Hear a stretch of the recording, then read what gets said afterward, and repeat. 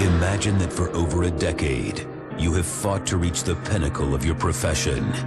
Then you walk away. When you return 6 months later, nothing is the same.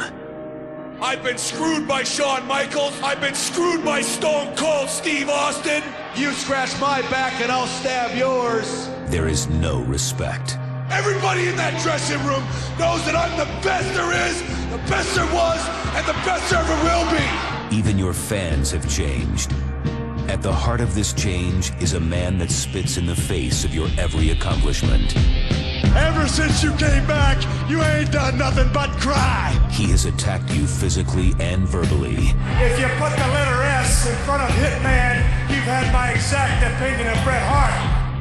This man mocks your legacy. Bret Hart on his best day can't lace my boots. I will beat the hell out of Bret, and that's the bottom line. Injustice after injustice has forced you to snap. Frustrated isn't the word for it. Now the finger is pointed at you. You're the one who's changed. He snapped, McMahon! They say your ego is your enemy. There is only one solution. You must make Austin beg for mercy. But what if Stone Cold Steve Austin wins? What becomes of Bret Hitman Hart then?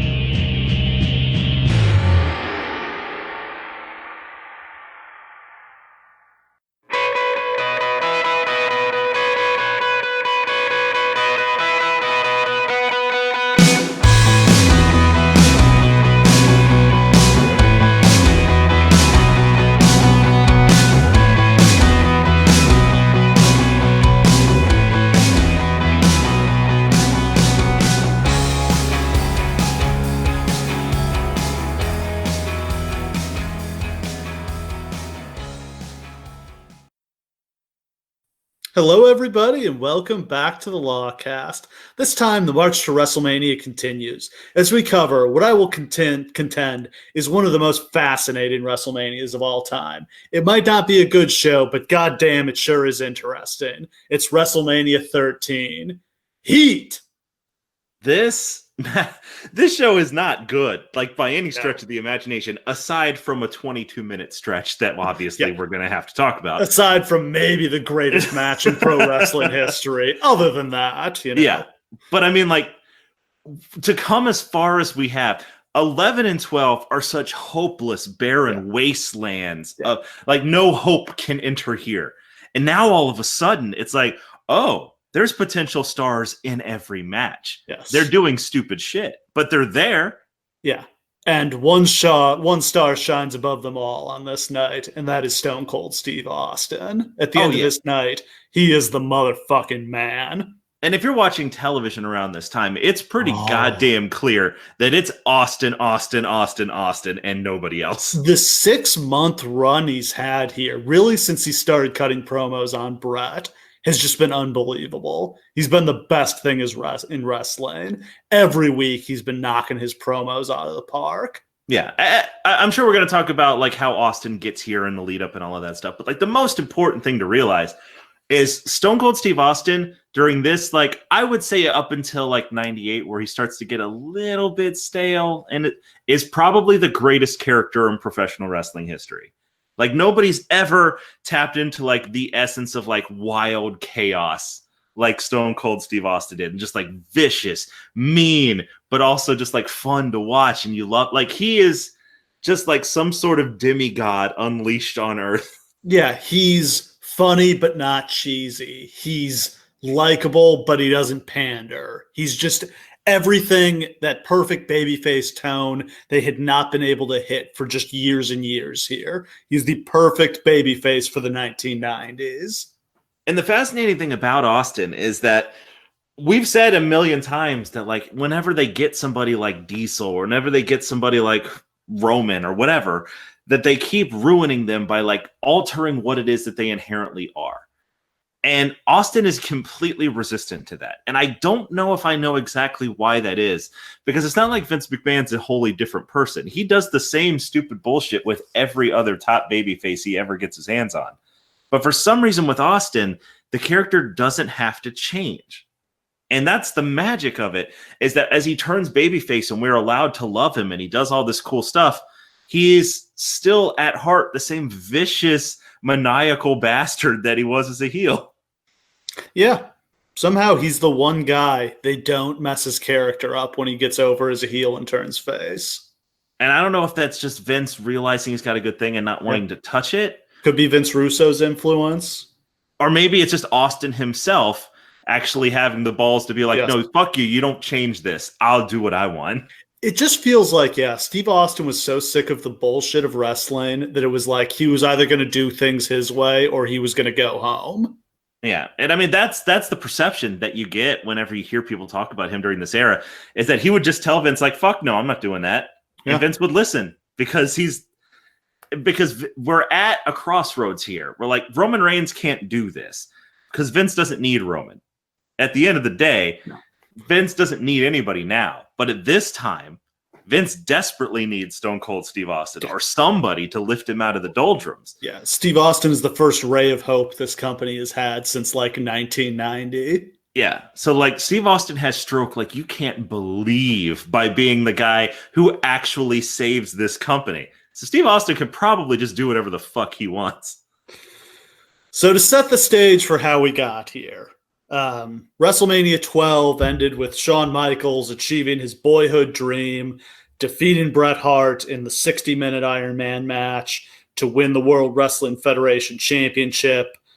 Bret took time off after WrestleMania 12. He was, thinking of going into acting. He had that Lonesome Dove TV show going that ended up getting canceled. His contract expired at some point in 1996. He negotiated with WCW, but ultimately decided to stay with the WWF, signed the now infamous 20-year contract where he was going to make like $1 million a year for the first few years and then go down to a lower salary as he would, retire from the ring and transition into a backstage role. So he does return to the company in the fall of 1996. Shawn Michaels is the world champion all throughout the time Bret is gone.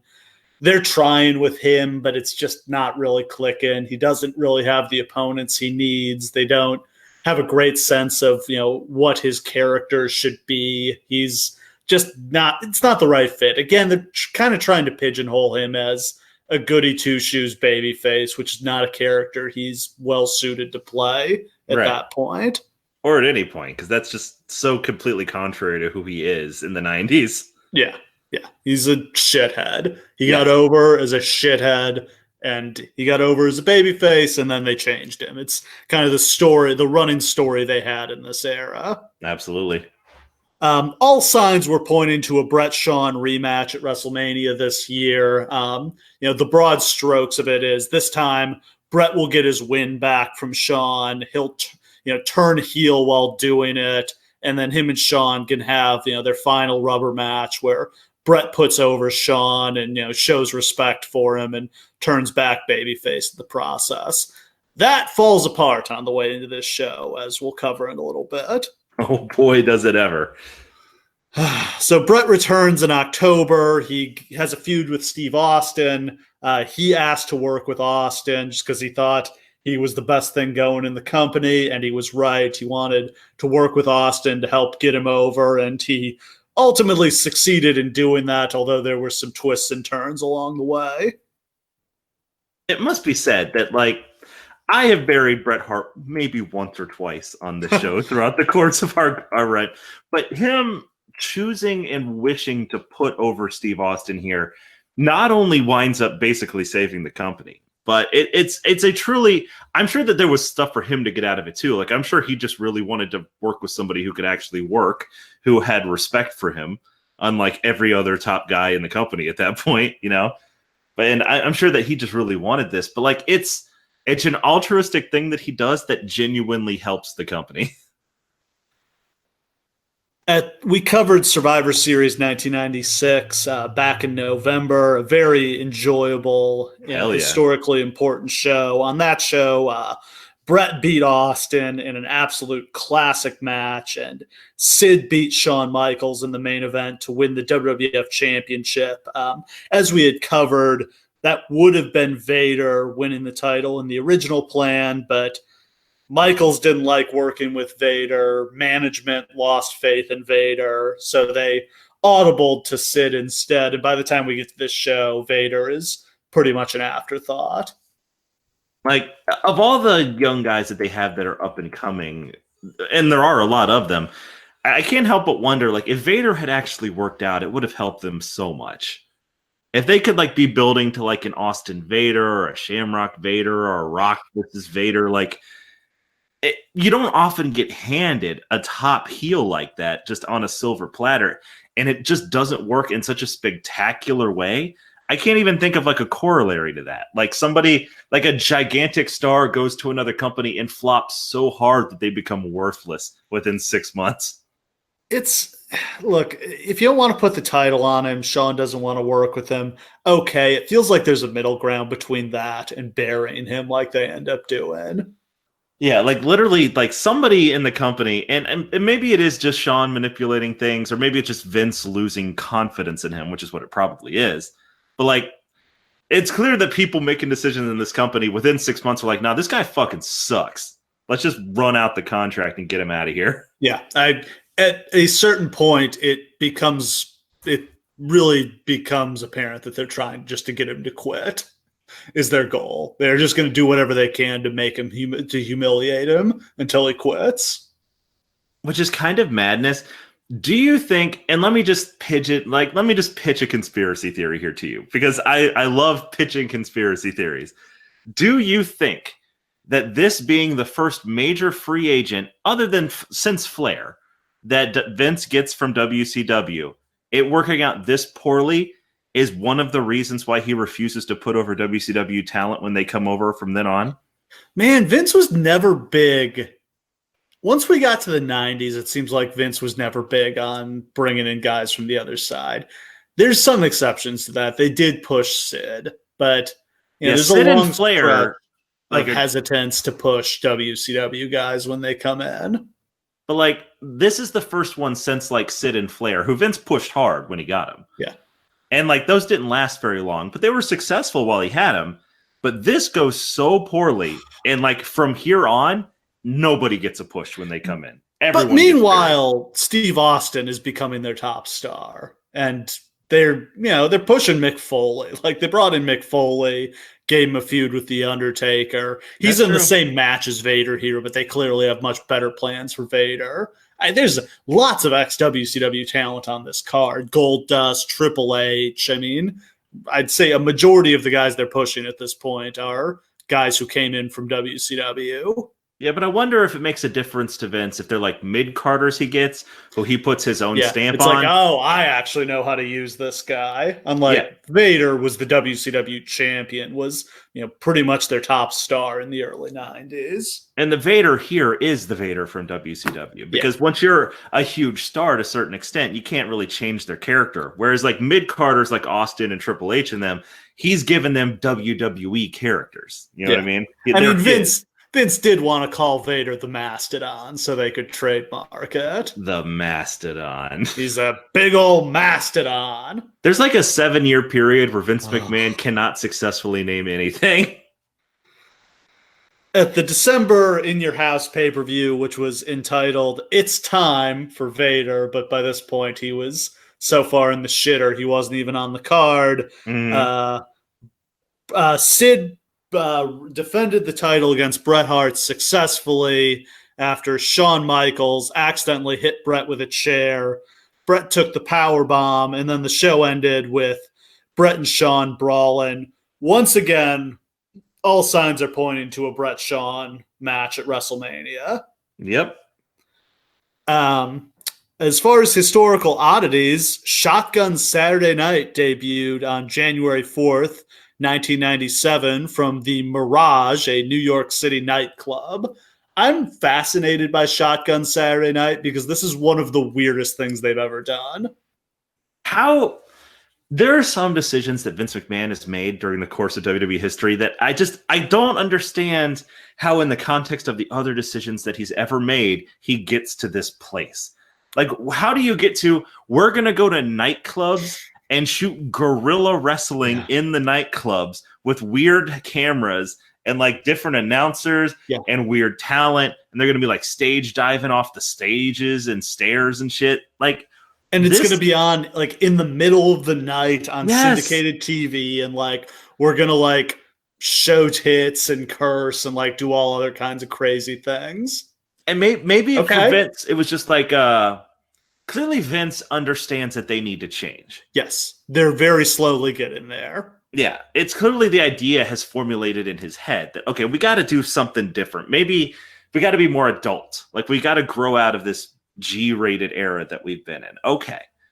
But, like, to have it be like, but our TV is going to be the same as it has been, and we're just going to have half an hour on at midnight where we're just showing tits, and Terry Funk is calling people's mom a whore.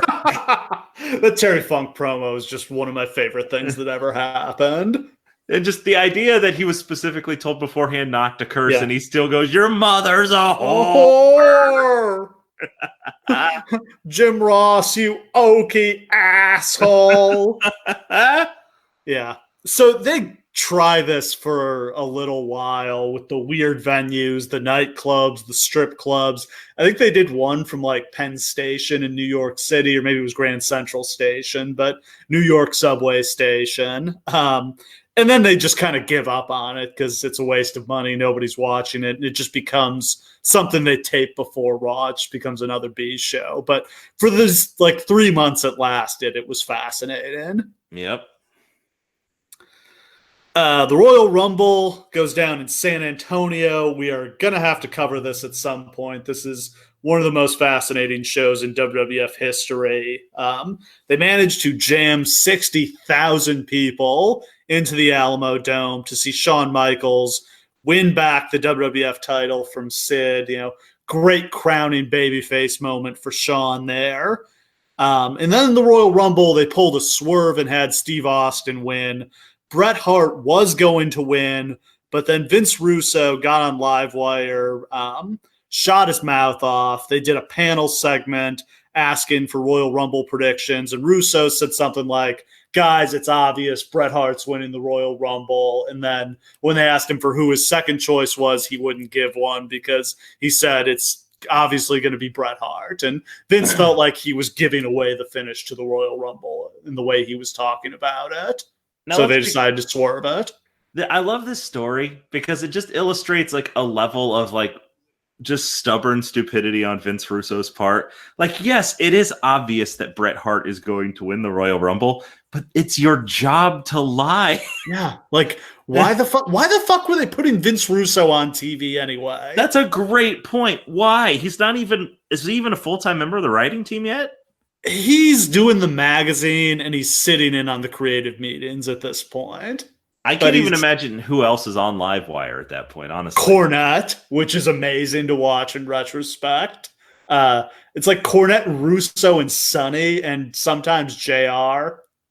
Now, for the record, at this point in time, I'm not catching every Raw, but I'm watching like all of like the Saturday like Superstars, Livewire, whatever else. So this is the shit that I'm watching just to keep up on what's going on. So I watch every single one of these Livewire clips from this era I can find online because it was some really weird stuff they were doing here.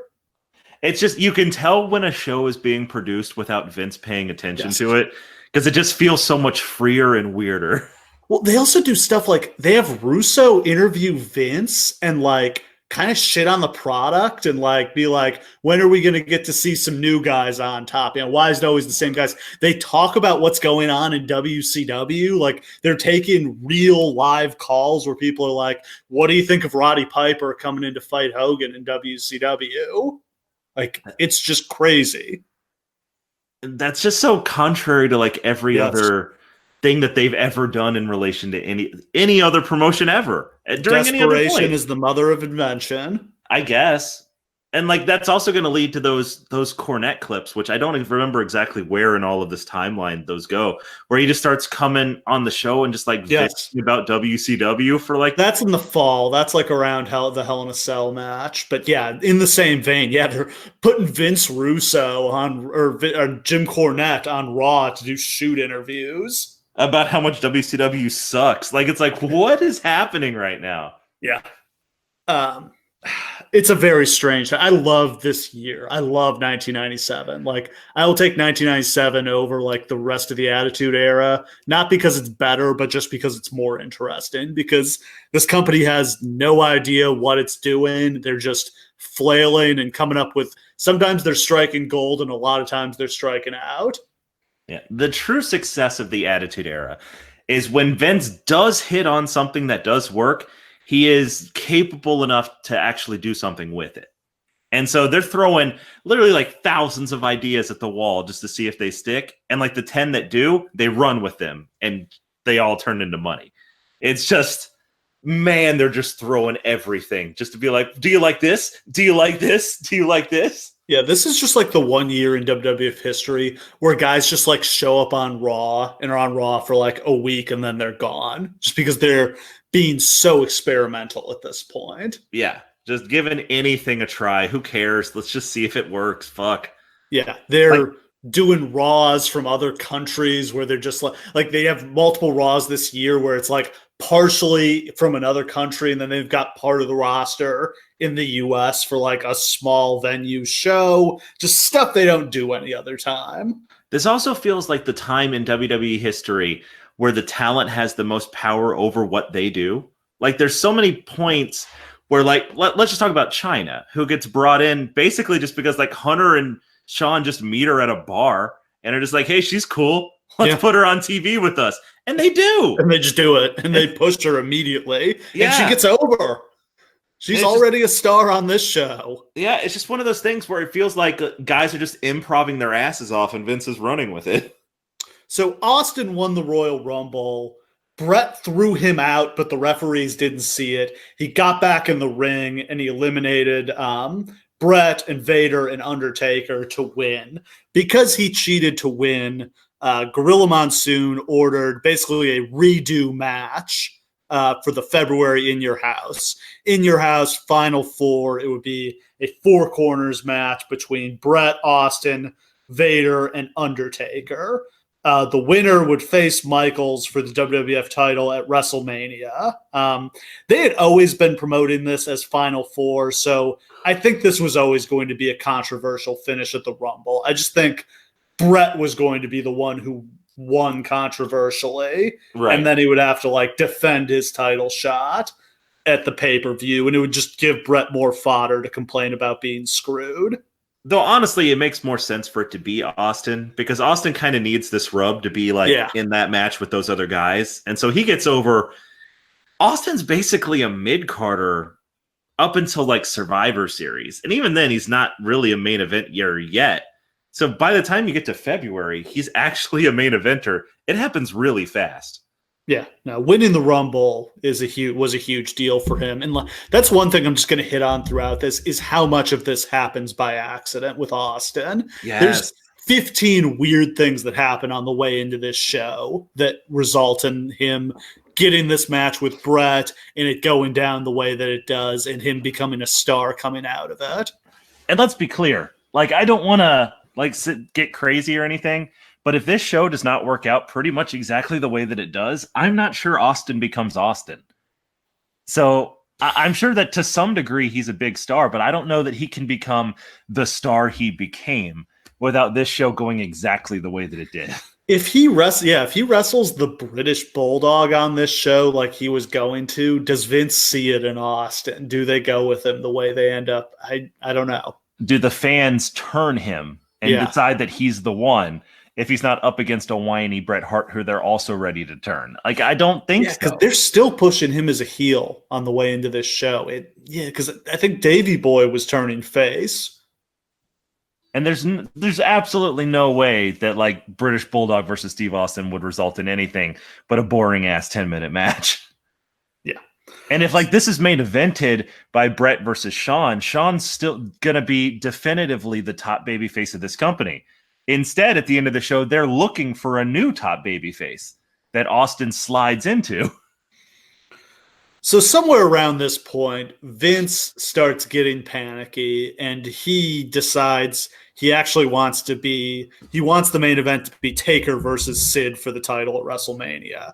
Based on the preponderance of the evidence I have read, I believe this occurred before before Sean's knee injury, before Sean losing his smile. According to Brett's book and the reporting from the Wrestling Observer, the plan was for Brett to wrestle Sean at WrestleMania in the main event, or at least the top promoted match, in a hair versus hair ladder match, is what Vince pitched to Brett.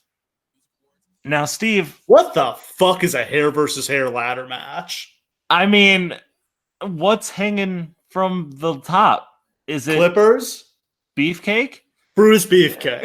Yes. Brutus Beefcake in a cage. You have to let Brutus Beefcake out of the cage, and then he comes down and shaves your opponent's head. I mean, that's madness, right? Yeah. Like, are you hanging scissors up there? Like, I don't get it. Yeah, I don't know. What a weird idea. So, and Sean is going to get his head shaved? Really? See, that's the wild thing. It's like, Vince would not have cut Sean's happened. golden locks. That's not going to happen. But what, Brett gets his hair shaved? No, because Brett's going to win is the thing. This is deeply confusing. Like, I don't know. It's one of those things where, like, I'm sure that idea was, like, thrown out there by someone, but I cannot believe that the main event of WrestleMania was ever going to be a hair versus hair ladder match. I don't think Vince even really knew what hair versus hair matches were. Vince hated, that's the thing. It seems like Vince hated the idea of hair versus hair matches. Like Cornette and Pritchard and JR and all the other Southern boys would always pitch him hair matches, and Vince didn't get it. They didn't do hair matches in New York. It just wasn't a thing. And that's the thing, is that when you listen to Something to Wrestle With and some of these older Southern guys and stuff talk, and they're always just like, well, Vince doesn't get this. That the thing is, what Vince doesn't get is also often what his audience doesn't get. Because the WWE audience also has not seen a hair match, and there's like been like one in 30 years. Yeah. Like, it's just not a thing. Common. Yeah. And like, I don't know that that's necessarily something that they would have wanted.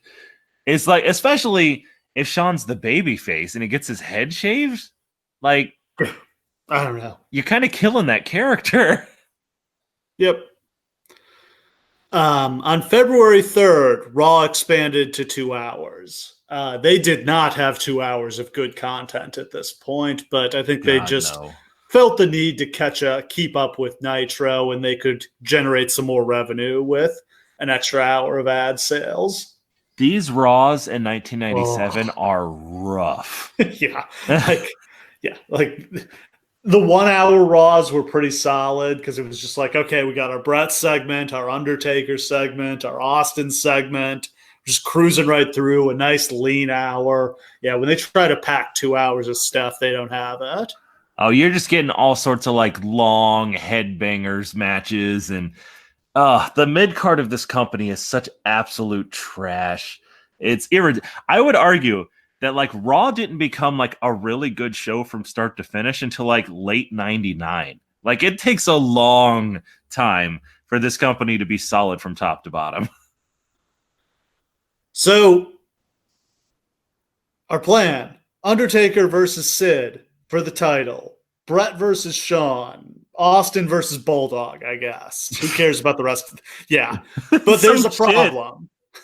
Sean's got a knee injury. Or so he claims. Says his doctor told him his knee was destroyed, his career might be over, he has to drop the title, he can't do it in the ring to Sid like they want him to.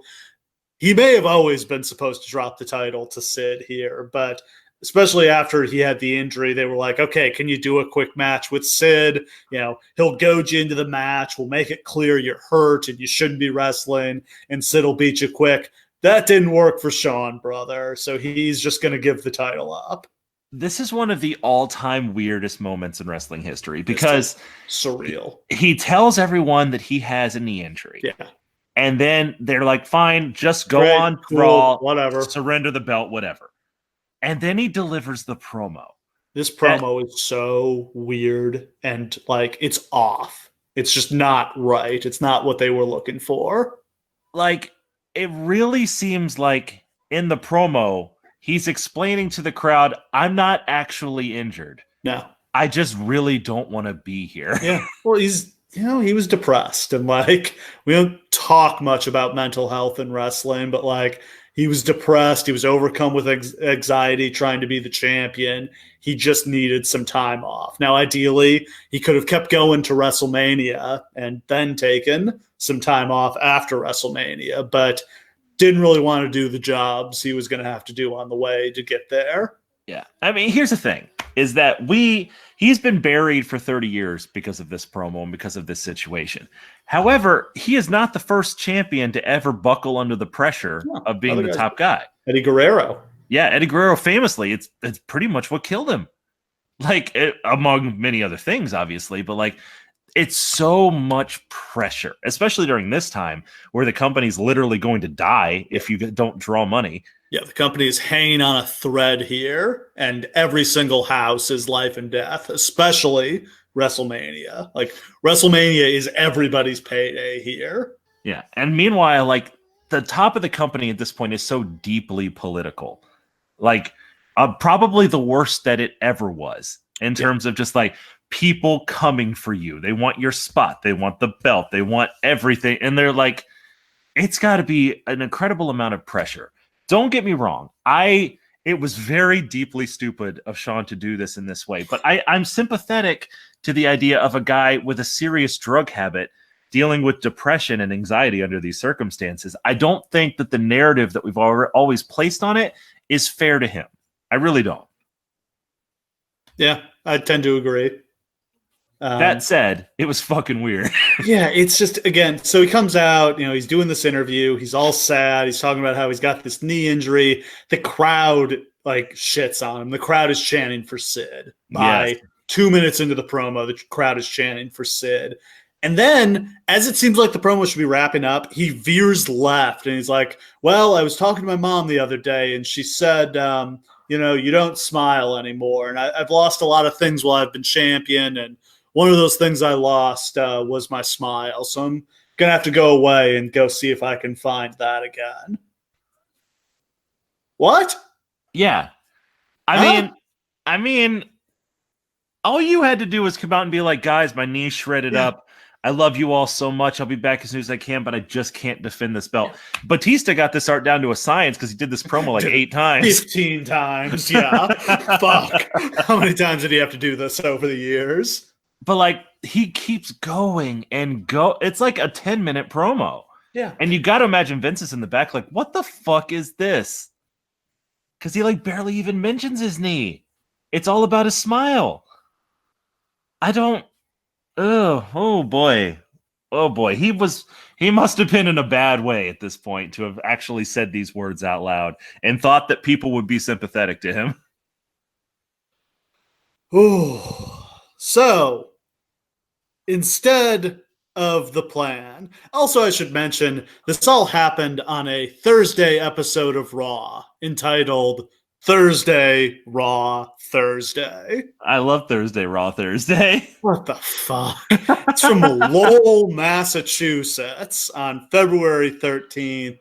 I assume it was preempted for the Westminster Dog Show. That sounds right.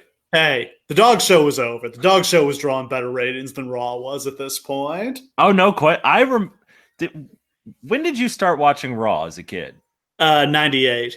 So were they still doing the dog, like preempting for the dog show? Yeah, they would preempt for the dog show in February and then for the U.S. Open in September. Yes.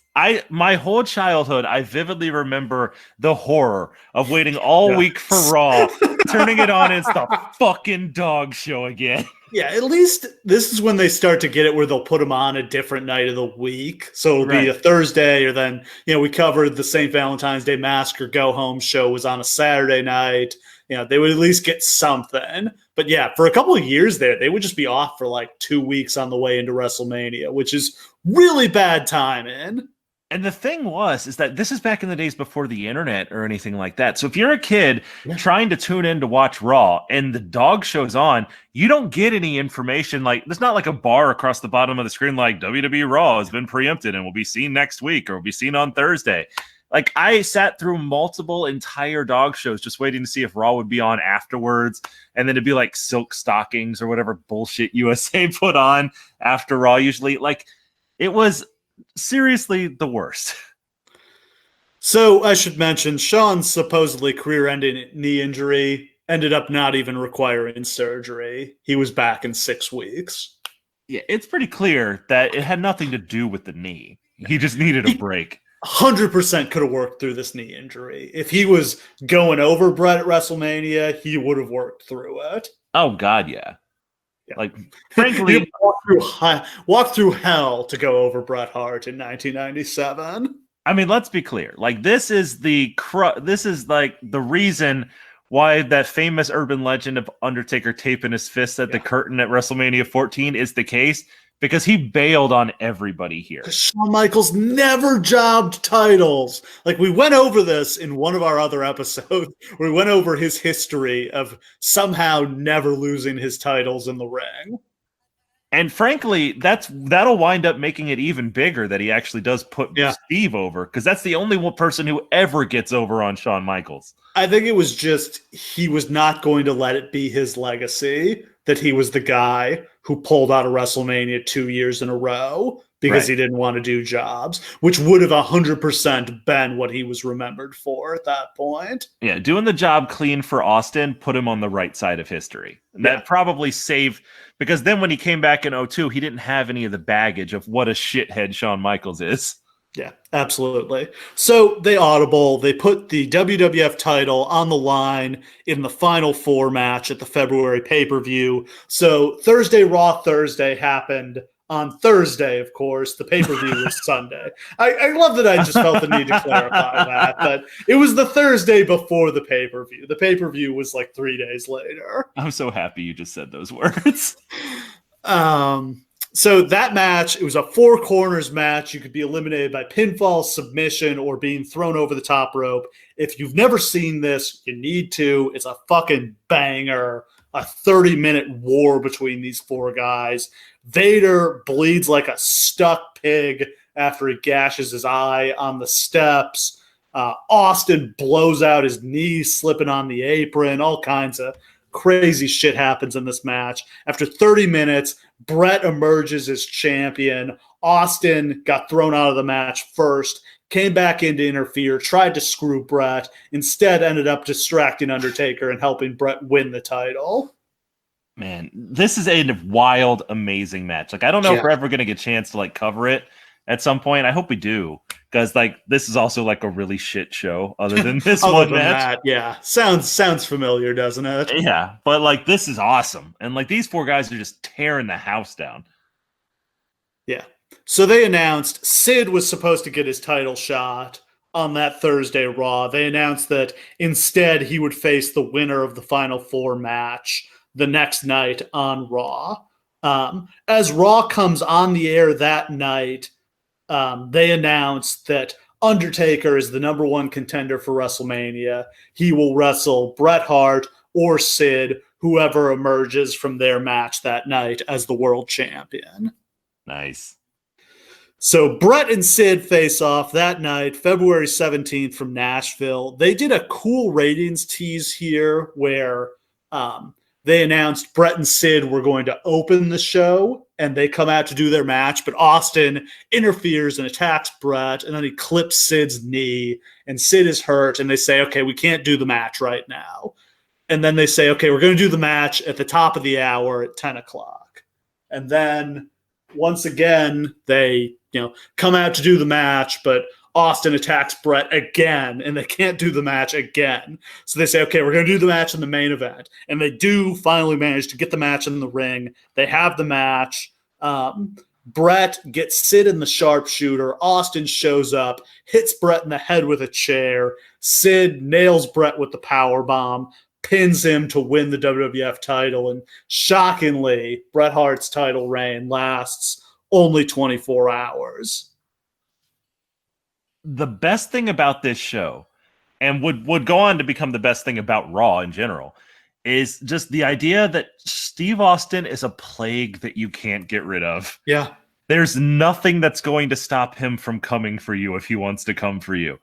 Again and again and again, he comes down and just beats everyone's ass. Yeah, like he interfered 3 times in one show. I think they kicked him out of the building at one point, and he still got back in. Like, Steve Austin is a hunter stalking his prey, and he will not give up. He's closer to Michael Myers than any wrestler who's ever worn a mask ever. So that appears to set up Sid versus Undertaker for the WWF title and Austin versus Brett. Around this time, they reach a deal with Ken Shamrock to bring him in. They're trying to figure out, what do we do with Shamrock? They decide, let's have him referee the Austin Brett match. And so because Shamrock is a UFC guy, submission guy, let's make Brett versus Austin a submission match. Austin found out watching Raw that it was going to be a submission match. No one had told him. He was at home watching Raw, and I assume like it was a pre-taped Raw, and they inserted a segment in there announcing it. And he was pretty pissed off because he's got no submit. Well, he always says, like, I didn't have any submission holds. His finisher had been the $1 million dream before it was the stunner. I mean, it wasn't that crazy that he would use a submission hold, but he was not happy with the idea of it being a submission match. But again, what a random dumb thing that ends up working out so well for them. Oh, yeah. Like, I would have absolutely been pissed, too. It's like, this is a guy who literally, at this point, has built his entire style around punching you 1,000 times and then hitting the stunner. And he's in now, the way that they present it was actually very smart. Yeah. And they try to sell it as more of like an I Quit match once you actually get to the show. So like Vince is just like, he could just punch him in the face until Brett says, please stop. It's like, okay, that makes sense. That works. Yeah. Yeah.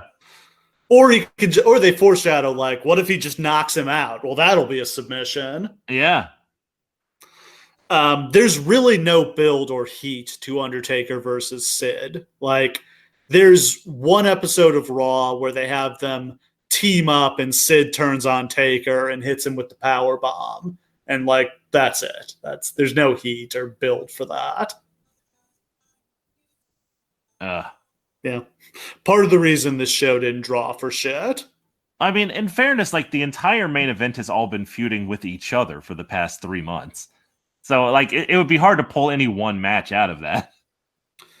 Raw on February 24th at the Manhattan Center featured the ECW Invasion, which is kind of a footnote because they ended up doing so little with it. That's always been a little perplexing to me that they didn't take that further than they did.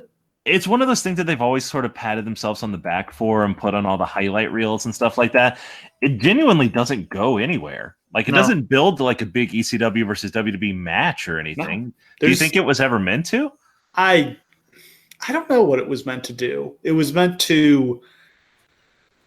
there's always been this weird thing that, like, Vince felt indebted to Paul Heyman, which Vince stole everybody's talent, but for some reason he felt the need to help Heyman out and no one else. If we found out that Paul Heyman had blackmail on Vince McMahon going back to here, it would totally make sense, wouldn't it? Because it would really help explain a lot of things. Because Vince doesn't seem to like Paul Heyman, but he's given him thousands of opportunities. No, and he had him on the company payroll at this point. He was subsidizing ECW, doing talent trade with them, sending guys to work for them. It is very weird.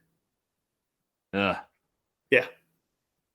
But like, it genuinely seems like the invasion was just meant to help ECW, because all it does is get their guys exposure on Raw. Yeah, and they kick the shit out of all the WWF guys they go against, who are jobbers, but still. But then the weird thing is like, this happens, but they don't get any WWE guys on ECW shows except for Lawler. They get some shit. Well, they send them like Brackus and like guys who they want to get not stars. No, like, Lawler is it. But they don't send them like actual stars. They send them guys they want to develop. Furnace and LaFon, guys like that. How nuts would it have been if like Austin goes down there for a show After he's Austin? Yeah. He would have gotten a God's welcome. Yep, absolutely. I wonder, maybe this was all just supposed to end in them stealing Rob Van Dam, but he just didn't want to leave ECW. Gosh, if Van Dam comes over in like 97, the new Shawn Michaels. Jesus. Because he's the centerpiece of this. Like, he's the guy they're really pushing, and he's doing the Mr. Monday Night thing, which is a great character. Yeah. I mean, it really seems like the only people that Vince knows and wants on his show is like, yeah, you can put Taz, Sabu, and Van Dam on here. Everyone else can just fuck off. The March 3rd episode of Raw is a very important one in WWF history. The reason is that it sucked. It was mostly a house show from Germany that they had taped, and they were presenting with live commentary over it, trying to pretend it was live. It is this like dimly, dankly lit house show from Germany with a bunch of cold matches. They can't do promos in front of the crowd because the crowd doesn't speak English. This show has great matches on it, including a classic British Bulldog versus Owen Hart match in the finals of the European title tournament. But presentation is as important as anything else in wrestling, and nobody wants to watch something that looks like shit. So people tuned out this show and tuned over to Nitro in droves this night. This drew like the worst rating in Raw history. I mean, if you haven't seen this before, it can't be overstated. This show looks like garbage.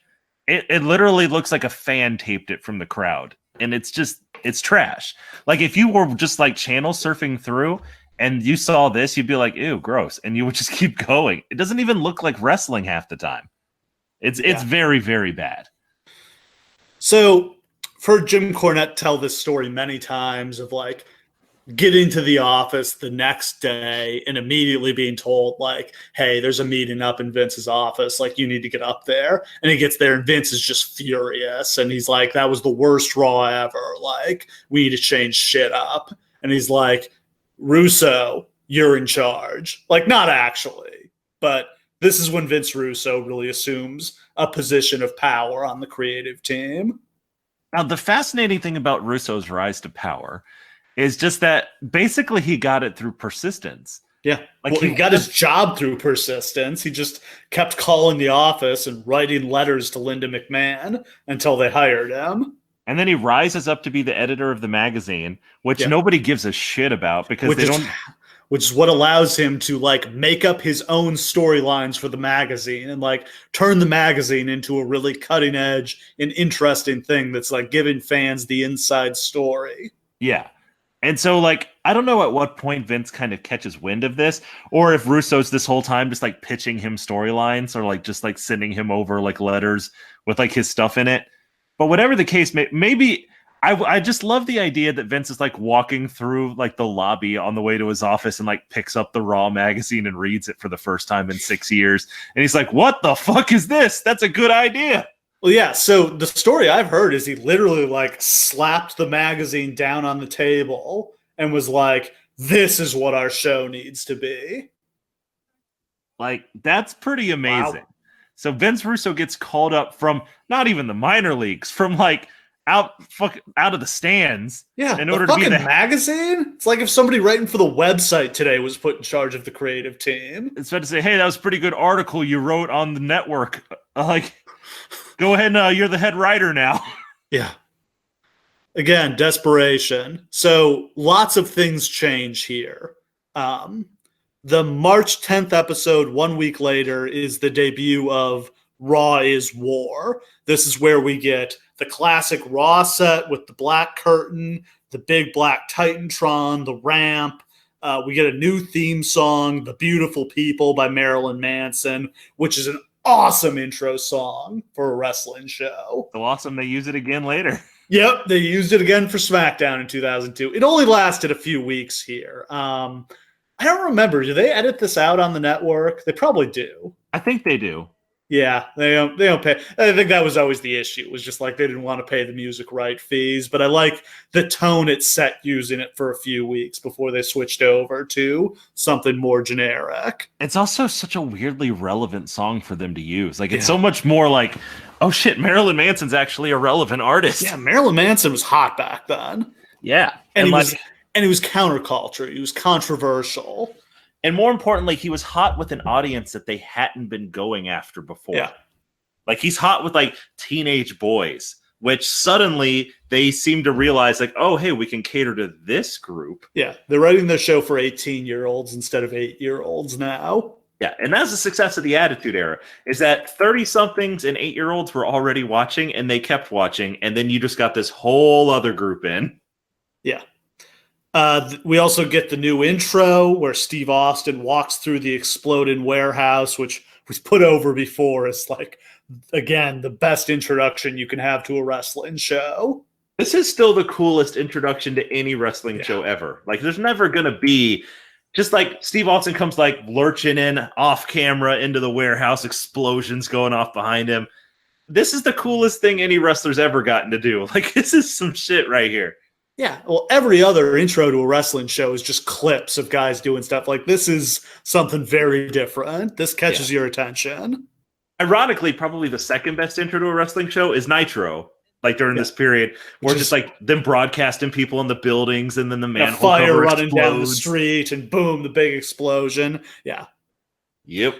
Well, and then they take on basically the format of Nitro with more in-ring promos, more talking, like matches kind of being made on the fly, more angles, just up in the faster paced show, like fewer job matches, just up in everything. Everything is bigger now. And it's, thank God. Yeah. Man, Raw had really sucked for the couple of years before this. It's some unwatchable garbage. And don't get me wrong, this doesn't magically cure Raw. Like, Raw still kind of sucks. But it's just the trappings of Raw get so much better. And, like, right around this time is when, like, Ross and King are allowed to be on their own. And, like, the music is better. And just, like, everything around Raw becomes appealing for the first time. Yeah. This is also, don't they start doing the gimmick here where they have different announcers for the 2 hours? Yes. Which, again, is something they borrowed from Nitro. And it's a cool idea. I see you, Bischoff. I'm giving you credit. That's true. Raw was built on the back of Nitro. Yep. Like, and they don't want to acknowledge that, and they never will acknowledge that, but it's true. Admit that. But in their deepest, darkest, most private moments, they know it's true. The Raw that you watch today in 2018 was invented. The format was invented by Eric Bischoff, not Vince McMahon. And Eric Bischoff might be a smug, irritating bastard, but he's right to be smug about that. He tapped into exactly what a TV show was supposed to look like with wrestling, and this is what it is. And that's what every wrestling show has looked like ever since. On the go-home Raw to WrestleMania, Sid defended against Bret Hart in a steel cage match. It was stated before the match that no matter what happened in this match, the matches for WrestleMania would not change. So if Bret won the title, he would defend it against Austin at WrestleMania, which I love the stakes this adds to this match. This is one of the greatest main events in Raw history. Would you agree with that? This whole 30-minute deal from start to finish is phenomenal. And like, this is probably the first truly great segment of like this era. Like, this like sets the tone. This is fucking phenomenal from start to finish. This, like, if you're going to say when did the Attitude Era start, you might just start with this segment. Yes. And like the stakes that are sky high for people who aren't even in the match. Yeah. So Bret and Sid are having their match. Undertaker interferes. First, Austin interferes, but instead of trying to stop Bret from winning, he's trying to help Bret because he wants Bret to win the title so he can get the title shot at WrestleMania. Which is just such a great How idea. brilliant is that? Is to make your greatest rival like help you so that you guys can fight for the title later. Has this ever happened again since? I don't think so. And like, what a mistake that is, because this is amazing. I love it. And so that provokes Undertaker to show up and interfere and try to help Sid because he wants to preserve his shot at the title. And so there's these great periods where like Austin and Taker are just like circling the ring like sharks and like swinging chairs at whoever tries to get out. Yeah, so it looks like Brett has the match won as he's about to walk out the door, and Taker shows up and slams the door shut on his head. And that allows Sid to escape. Sid retains the title, and the status quo is maintained. Sid versus Undertaker for the title at WrestleMania. But the real show is after the match. Yes. Vince gets in the ring to express his sympathy to Brett, says, I understand you must be frustrated. Brett grabs Vince, shoves him on his ass, goes, frustrated isn't the goddamn word for it. This is bullshit. Which I'm pretty sure is the first curse word we've ever heard on Raw. Like, Austin would swear a little bit, but it was still pretty tame. This is really crossing the threshold. And for Brett to do it. Brett, who like the hero to children worldwide. Bret Hart, for a decade, has stood for tradition and honor and integrity in professional wrestling, but he's just been pushed past his limit here. And the best part about this, and like everyone always talks about Austin when it comes to this part, and they should. He's brilliant. But it's the Brett storyline that really sets the table for everyone else. And like it's Brett embracing that edgy side. It's Brett's character, which is genius because you absolutely see why he would be so frustrated. It's not his fault this stuff keeps happening. And yet he still keeps getting screwed every single time. It's not his fault. But he's just so whiny about it. Exactly. So you All can he see does is complain. You can see his point, but he's just such a fucking crybaby about it. And Austin's just like, since you came back, you ain't done nothing but cry, Brett. And he's right.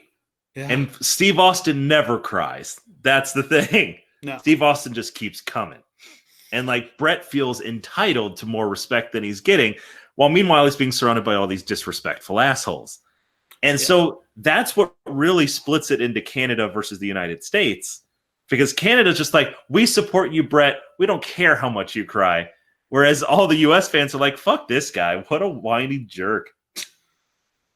So Brett says, I got screwed. You screwed me. Everybody screwed me. There's so much goddamn injustice going on here.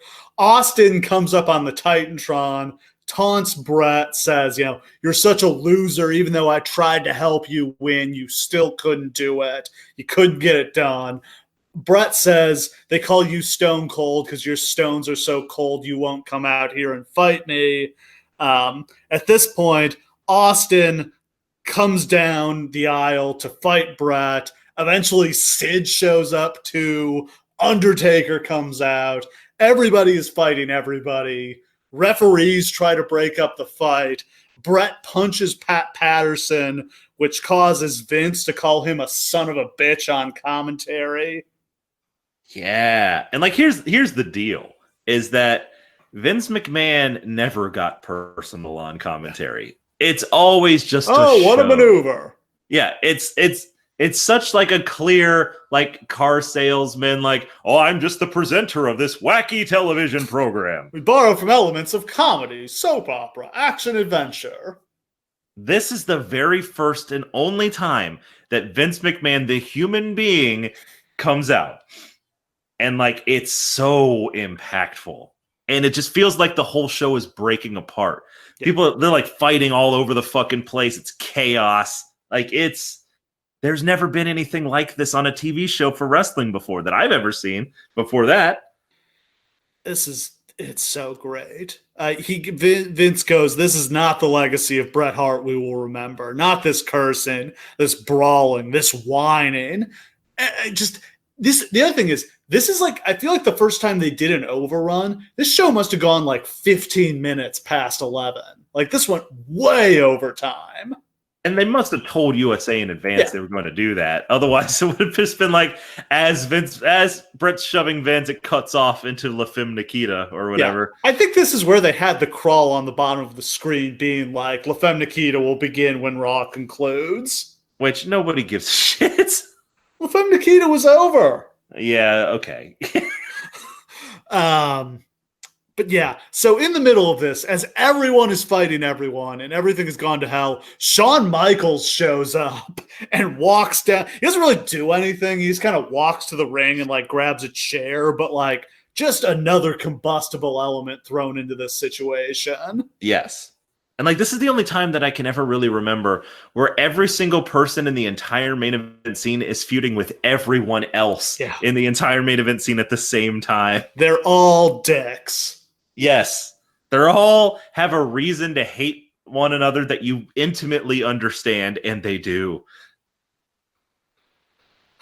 So Vince has been trying to sell Brett on a heel turn. Brett's not so sure. Vince drew up a list for him of who he could feud with as a face compared to who he could feud with as a heel. As a face, it was Vader, Sid, and Bulldog. As a heel, it was Austin, Shawn, and Undertaker. And I think that's what sold Brett on turning heel, who he was going to be able to work with. I mean, if you had to choose who you'd want to work with, I think Oh, it's pretty fuck simple, me! right? I could have been working with Brett. Sorry, Davey boy. Fuck me! I almost got to wrestle Austin. Oh God, I would have just buried him if he had been in that spot. Would have buried them both. So also going on here, we've got the rise of Rocky Maivia. He debuted back at Survivor Series. He shockingly won the Intercontinental Championship on Thursday Raw Thursday. I don't think we need to dwell on this. Rocky Maivia sucked. Everybody knows the story. No, yeah, he was trash, and it was a horrible idea. Though he looks like a star, it's just not. Yeah, he cut his fucking hair. And if he had come like 3 years earlier, though, you know what I mean? Yeah. But this isn't the time for this. The Legion of Doom returned from a near 5-year WWF absence and joined up with Ahmed Johnson in his feud against the Nation of Domination. They wanted to get the Road Warriors for Chicago, and they were mega over on this night. Oh, yeah. Great call bringing them in here. Yeah. And like them with Ahmed, it looks cool. Like they look like badasses together. There was an effort to sign Dennis Rodman for an appearance on this show. I think the thought was he would manage Goldust to set up him teaming with Goldust later on. He instead went to WCW, joined the NWO, and went on to headline a couple of the biggest pay-per-views ever. Right call. Good call, Dennis. Yeah, the idea that the WWE was going to get Dennis Rodman and do just fuck all with him. Yeah, got to be in Goldust's corner for that hot Goldust Triple H match here. And it really shows you the difference between how Eric Bischoff saw Dennis Rodman and how Vince McMahon saw him. Vince McMahon just saw him as like, oh, that weird guy who wears the dress. Yeah, sure, whatever. Oh, gotta put him with Austin here. Just use him like Tyson. That's the thing. Like, such an opportunity here. But he would have been a babyface in Chicago is the thing, because he was playing for the Bulls at this point. That's a good point. So this show completely bombs, like we should establish. Goes down March 23rd, 1997 at the Rosemont Horizon in Chicago. They do a solid gate, 18,000 in attendance, over $800,000, but only a 0.77 buy rate. The worst in WrestleMania history by a wide margin. Oof. 237,000 buys. Like, I think 6 WCW pay-per-views outdrew WrestleMania this year. Like Survivor Series with Brett and Shawn outdrew WrestleMania. I mean, objectively, doesn't Survivor Series this year feel like a much, much bigger show than this? Way bigger. Like, it's just enormous.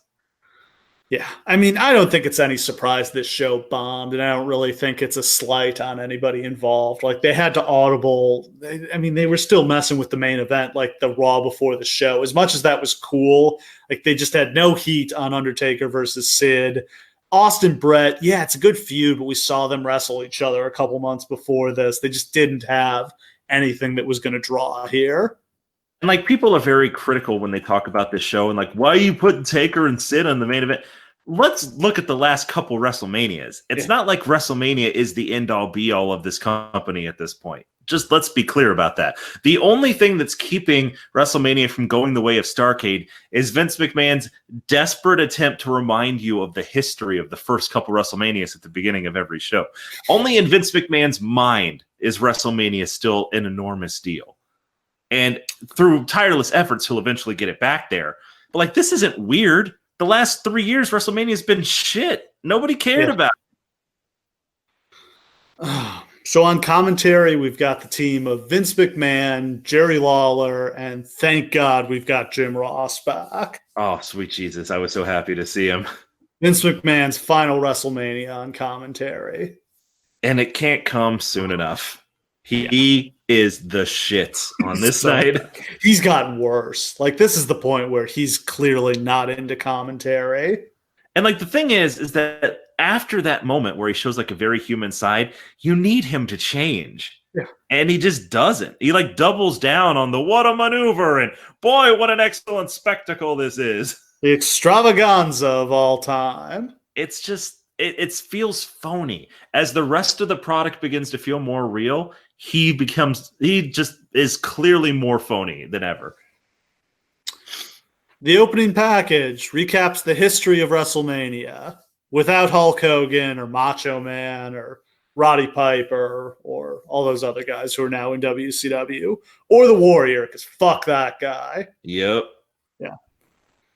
But this year is different, as this federation is filled with broken heroes and hatred boiling over. I did like that element, that it's like WrestleMania has been corrupted this year. These are dark days for WrestleMania. Oh, man. Really are. Vince McMahon welcomes us to the show. No America the Beautiful this year. Yeah, that felt super odd. It was weird. I don't know what happened. Yeah. Maybe whoever they were going to have do it fell through. It's not like Vince to let any show go if he can avoid it without having that on there.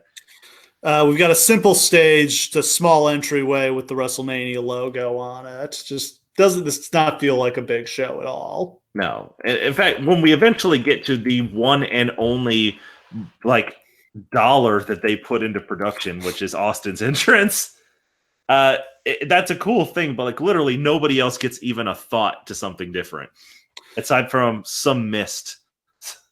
Yeah. I should mention, on the free-for-all, Billy Gunn defeated Flash Funk in 7 minutes and 5 seconds. I don't think you had to mention that. No, I think everybody would have been okay if I had skipped that. Opening match, we've got a fatal four-way tag team match as the Godwins battle the Headbangers, Doug Furnace and Phil LaFon, and the New Blackjacks. Steve, have you ever seen a tag team match of any sort that was this much of a mess? This was abysmal. Like, what were they trying to accomplish here? So it seems like they're pushing the Blackjacks because they show some clips of the original Blackjacks, and they do a quick interview with them, and like, oh, it's Bradshaw and Barry Windham, and they look kind of cool. And then the Blackjacks get eliminated after like 2 minutes. They get disqualified, and then at the same time, the Furnace and LaFon get counted out simultaneously. So we're down to just the Godwins and the Headbangers already. I mean, it's one of those blatant disqualifications of all time, because the ref's just like telling JBL, like, hey, you should probably get back in the ring. And he just like decks the guy in the face. It's like, oh, all right. Well, I guess you just wanted to get disqualified then. Yep. All right. Yeah. This is after, by the way, that spot. You know that spot where you go to like suplex the guy out onto the outside from inside the ring because you're standing on the apron? They fuck it up so bad that it's almost like it's in slow motion. Like, because Bradshaw's so afraid to like drop this guy in his head that he just sort of like falls down with him, and it looks horrible. Yeah, real bad.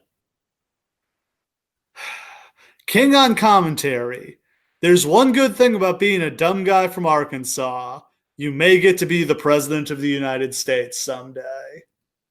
God, that's a good line. It's just so weird how in the 90s they love to make political jokes that they would never go near today. Well, yeah. I mean, and even like in the thousands, like they never, like this is just a unique element of the 90s. We have to be topical. Well, I mean, the funny thing is that maybe they would have done it to like Obama, but like WWE's never going to make jokes about a Republican president. That's for good reason, right? Would go against Vince's politics. Yeah. So, I mean, any other time, there's pretty much a Republican or Obama in the White House. So, crowd is dead silent, and then a stage dive from Mosh gets the pin, and the Headbangers win. Not a great start to the show. it was during this match that I realized that Vince did not know the difference between the two Headbangers at all. No, he's constantly calling them by the wrong names. Did he know the Godwins? Like, who? I doubt it. Do you think he knew which one was Furnace and which one was LaFon? This is the other thing too, is that Vince is dealing with so much shit at this point. Like, there's so much going on. There's so many moving parts. This card changed so heavily. There's a good chance that he doesn't know who any of these fucking people are at all. Yeah. There's a good chance that he went to these guys before the match started and was just like, all right, Hillbilly Jim and Barry Windham, you guys are going to have to carry this one because I don't know who the fuck any of the rest of these guys are. Vince just should not be doing commentary at this point. No. And like, he's got so many other duties. Why is he wasting his time with it? And the answer is because he doesn't trust JR. Yeah. He just doesn't. JR will finally either win his trust over the course of the year, or it will just become necessity, like due to Vince becoming an on-screen character. Right. I'm not sure in my heart that Vince ever truly believed that Jim Ross was a great commentator. Probably not. Too Southern. I mean, he just got rid of him so many times. Like, there's no way that he sees Jim Ross as an important an element to the show as we see Jim Ross. There's just no way. We pan the crowd. We see that Lou Albano is sitting in the front row with Tony Atlas right next to him. Then we see the Honky Tonk Man in the ring, and he goes to join the commentary team. This is when they're running the storyline where he's searching for the next great Intercontinental Champion, and which goes on forever. And it'll eventually end with Rockabilly. Yeah, and that lasts like a week, and then they have Billy Gunn turn on him and form the New Age Outlaws. Thank Christ. Yeah. And now we've got our Intercontinental Championship match as Rocky Maivia defends against the Sultan, who is Rikishi with like a stereotypical Middle Eastern like savage gimmick, and Bob Backlund and Iron Sheik backing him up. That is a weird crew. How weird is it that they have two gigantic Samoans during this decade, and neither one of them gets to be Samoan? It is a little strange. Like, the Sultan gimmick is trash. It's really, really, really bad. Putting Bob Backlund as part of it is just mystifying. I don't know whether there was ever like an explanation of why Bob Backlund was hanging out with these guys. Why is Bob Backlund still here? Why? Like, Bob Backlund wore out his welcome 3 years ago. Vince loves Bob Backlund. If you drew money for Vince's dad, like, you were over with Vince forever. He didn't. He was one of the worst champions ever. I know. A rare secret. Oh my God. Like, unfortunately, WWE has such a hand on the history of wrestling at this point that you would believe that Bob Backlund was a huge success and a big link in the ultimate chain of the WWE title. Bob Backlund was trash, and they ran with him for way too long. And so seeing him still around is just the weirdest thing.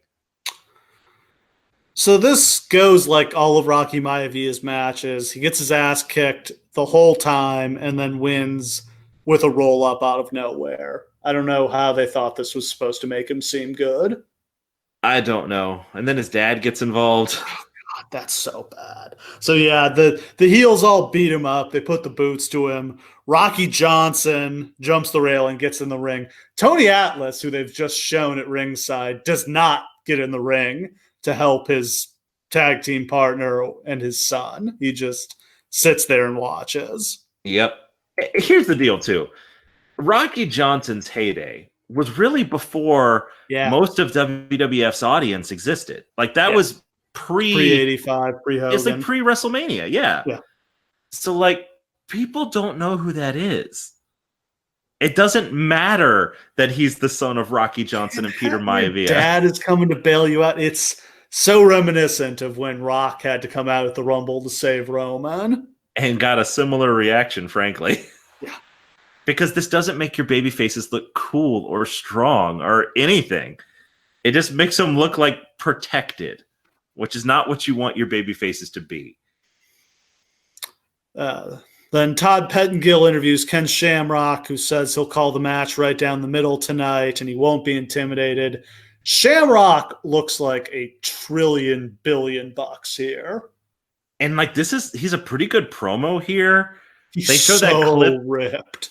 They show that clip of him like just fucking destroying Billy Gunn, and it's great. He was like, "Oh, I didn't mean to hurt him. I just wanted to show him who I was." Oh, that's such a good line. Yeah. Here's the deal.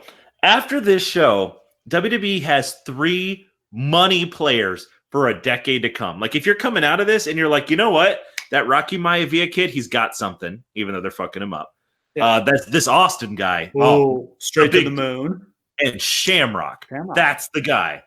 Bam. Got our 3 next stars right here lined up, ready to go. It's really surprising to me they didn't have Austin and Shamrock feud, having Austin be like, Shamrock fucked me. He stopped the match. I didn't tap out. And I guess that they're both baby faces. See, that's the thing. It wouldn't have been a great idea because neither one of those guys can look weak yet, right? Yeah. But like Austin Shamrock, I mean, we've come to it a million times, but that should have been a big money pay-per-view match. Well, what I don't understand is like, how don't you get to like Hart versus Shamrock? Yeah. After Shamrock's belly to backs his ass here. Yeah. And like literally there's a match set up right here for like whatever the next show is, King of the Ring or whatever. But like Shamrock versus Bret Hart is a money match. Like, dude, that's the excellence of execution versus the submission master. Like, that's some shit right there. Yeah. Only happens on a Raw on the way into Survivor Series, in which I'm very surprised they didn't have Shamrock shoot on Bret and take the title from him. They considered it. Thought crossed their mind. Well, Bret listed Shamrock as one of the guys he dropped the belt to. Yeah. Which, I mean, makes sense because that's people would believe that Ken Shamrock could beat Bret Hart. But I don't know. They dropped the ball on Shamrock so ridiculously hard here. And I guess that's the thing, is that the past couple WrestleManias that we've talked about, they've had so few stars. Like a complete dearth of any options. And here, it feels like they have options just dropping out of the sky left and right, and they just don't have time or like the ability to like make anything out of them. Like people are just slipping through their fingers, you know? Then Doc Hendricks interviews Hunter Hearst Helmsley and asks him what his relationship is to China. Hunter declines to answer that question. I think the proper term is at this point, they were boning. They be fucking. Yeah. Then we've got Hunter Hearst Helmsley versus Goldust. This feud began when Triple H came on to Marlena, angering Goldust, which led to a ridiculous promo segment in which Jerry Lawler asked Goldust if he was quote unquote a queer. And Goldust said no and punched King in the face. Yeah. Legendary moment in wrestling history there. That's how you turn a guy babyface. Are you one of them queers? Oh, God, that really happened. You know, guys, whenever people point out Goldust as being like a good character in any particular way, I just always draw people's attention back to this stuff and like to say that, if anything, Goldust set back gay relations with wrestling by like a decade.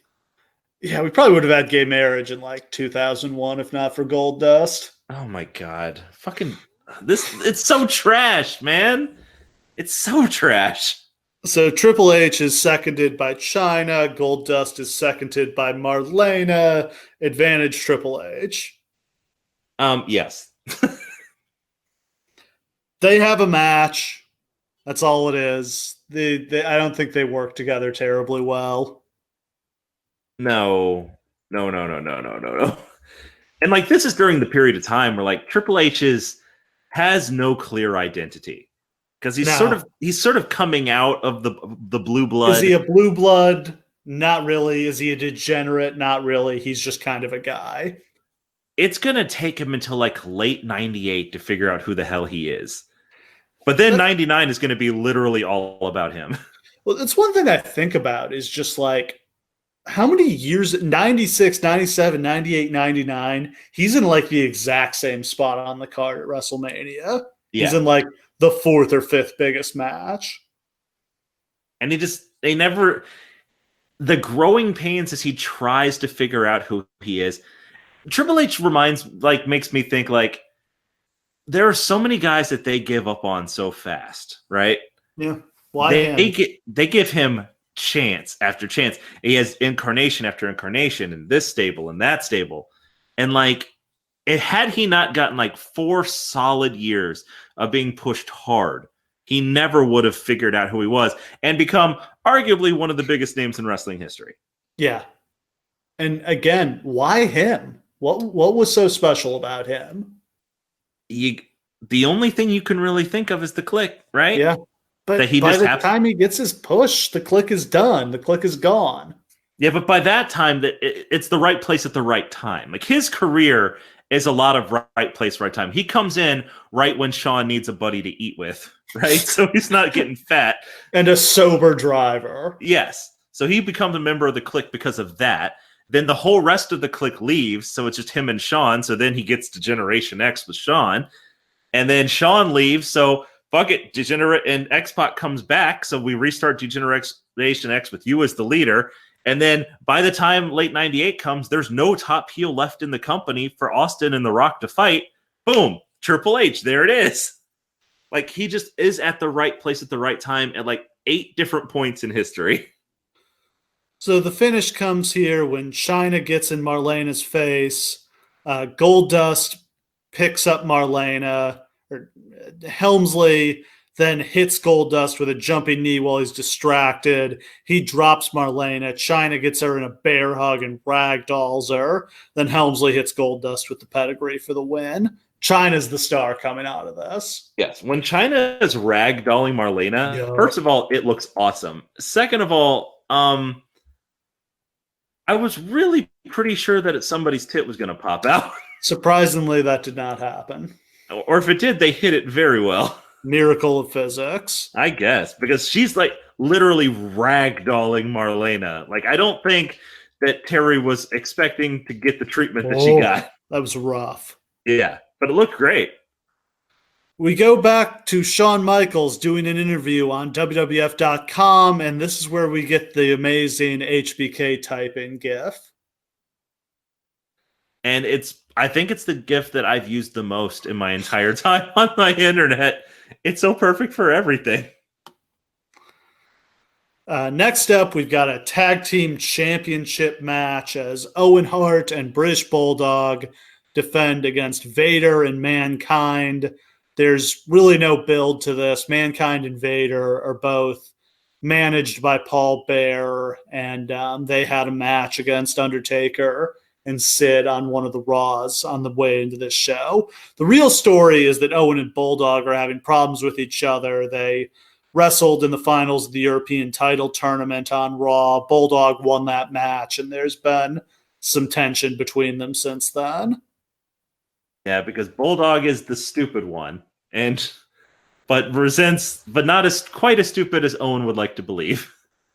Yeah, they do an interesting thing here where JR ambushes Bulldog and Owen during their entrance in the ramp and like asks them, if they're getting along and who the leader of the team is. And Owen Hart's like, "You shut your mouth, Jim Ross, but everybody knows I'm the leader of this team." And then the whole time, like, Vince and Lawler are heckling Jim Ross from the table, like, "What are you doing over there? Get back here." So it's really heel versus heel here, but Bulldog is a babyface. The crowd is cheering Bulldog. Yeah. He's really the only babyface here. Yeah. Vader smashes Owen, sets up for the Vader bomb, but Bulldog cuts it off. Mankind and Bulldog tag in, but not really. They just kind of both get in the ring and somehow become the legal men. Yep. Bulldog suplexes Vader, which was awesome. Bulldog, he gets double teamed. Vader goes up to the top rope, comes off, and Bulldog catches him out of the air and power slams him. That was awesome. Yeah, Bulldog was looking like a star here. Owen comes off the top rope with a missile drop kick. He goes for a sunset flip. Vader tries to sit down on him, but Owen moves. Owen hits a crossbody for 2, but then gets knocked out with a body avalanche. Vader and Mankind team up for like a Cactus Jack elbow drop variation of the Demolition Decapitation, where Mankind comes off the apron for the elbow drop. Yep. Mankind and Vader work heat on Owen. Owen scores with a spinning heel kick and then makes a hot tag to Bulldog. Mankind cuts off Bulldog with the mandible claw, and then Vader hits a body avalanche that knocks both guys down to the floor. They don't recover. We've got a double count out. Not a good finish, but I thought that was actually a good tag match. Yeah, it was pretty good, honestly. Vader and Mankind as a team, I think, was something maybe they could have stuck with for longer to set up a feud between them. Somebody in Vader as a team definitely could have been something, because at this point, even if Vader's worthless, like he's like the ultimate like wear him down big guy tag team member, right? Like you could have done something with that. Yeah, I think if you're not going to push him as a singles, like, yeah, you could probably get a good tag team out of him. Yeah, if nothing else, neither one of these guys is really doing shit. Then Todd Pettengill narrates a tremendous video package for the Bret Hart-Steve Austin match that I love so much, I'm going to read the transcription of it. Yes, please. Imagine, for over a decade, you've fought to reach the pinnacle of your profession. Through blood, sweat, and passion, you've earned the respect of fans, friends, and even your adversaries. Then you walk away. When you return 6 months later, nothing is the same. There are no friends. There is no respect. Even your fans have changed. At the heart of this change is a man who spits in the face of your every accomplishment. He attacks you physically and verbally. This man mocks your legacy. He uses it as a stepping stone. Like a false prophet, he spews forth his rhetoric. His followers carry placards singing his praise. Injustice after injustice has finally caused you to snap. Now the finger is pointed at you. You're the one who's changed. They say your ego is your enemy. What happened to you? There's only one solution. To awaken from this nightmare, you must defeat him. To reclaim your legacy, you must make him beg for mercy. But what if Stone Cold Steve Austin wins? What becomes of Bret the Hitman Hart then? God, that's so good. Yeah, like, kudos to whoever wrote this. You could not set the stage any better for this match. Bret Hart fights for his legacy. And it's such a perfect encapsulation. Like, Bret Hart, what I really love about it is that it brings home exactly the way Bret Hart must be feeling in this situation. Like, here he comes. He's been the most beloved, stalwart member of the roster for a decade. He's the guy, unquestioned. He's like a guy worthy of respect. And then he comes back and everything's different, and Austin won't stop coming after him. Yeah. It's just so great. And it makes you understand, like, Bret Hart hates Austin. He absolutely can't stand him because Austin won't respect him. And if Austin would just show him a modicum of respect, this could all be avoided. But Austin will never show respect. No. Steve Austin pisses on the legacy of Bret Hart. Yes. Pisses all over him, attacks his family, mocks his legacy. And the only way Bret Hart can reclaim that mantle to silence those demons is to beat Steve Austin. But what we never consider is how long can a man fight the darkness before he's consumed by it? Exactly. The question is not, what if Bret Hart wins? What if Bret Hart loses? But what is Bret Hart going to have to give up to win this match? Who is Bret Hart going to have to become in order to be able to beat someone like Steve Austin? And the answer is he's going to have to become Steve Austin. Yes, he finally gives into the darkness and becomes the monster he's been fighting against. And I feel like this is like the only time this story has ever been told in pro wrestling, and I think it's my favorite one. Yeah, this is one of the greatest heel turns of all time. And the heat that comes out on the other side is nuclear, which is weird because most of the time when heels have like a really good reason to turn heel, there's at least some of the fan base that's like, yeah, but I get it. And actually, I like him. I've always liked him. I'm not going to boo him. On the other side of this, nobody likes Bret Hart. No, and he has the best run of his career in this heel role. He finally finds charisma and promo skills he had always been lacking as a babyface. Well, and I think the problem was that Vince tried for so long to get the real Bret Hart, because you have to find what like the wrestler is to at their core, find what that is, and just like paint it. Like, the problem is the real Bret Hart isn't very likable, is he? That's the problem, is that Vince thought that the real Bret Hart was like this ultimate athlete, this silent and stoic man. The real Bret Hart is a whiny asshole. God, I hate to say it.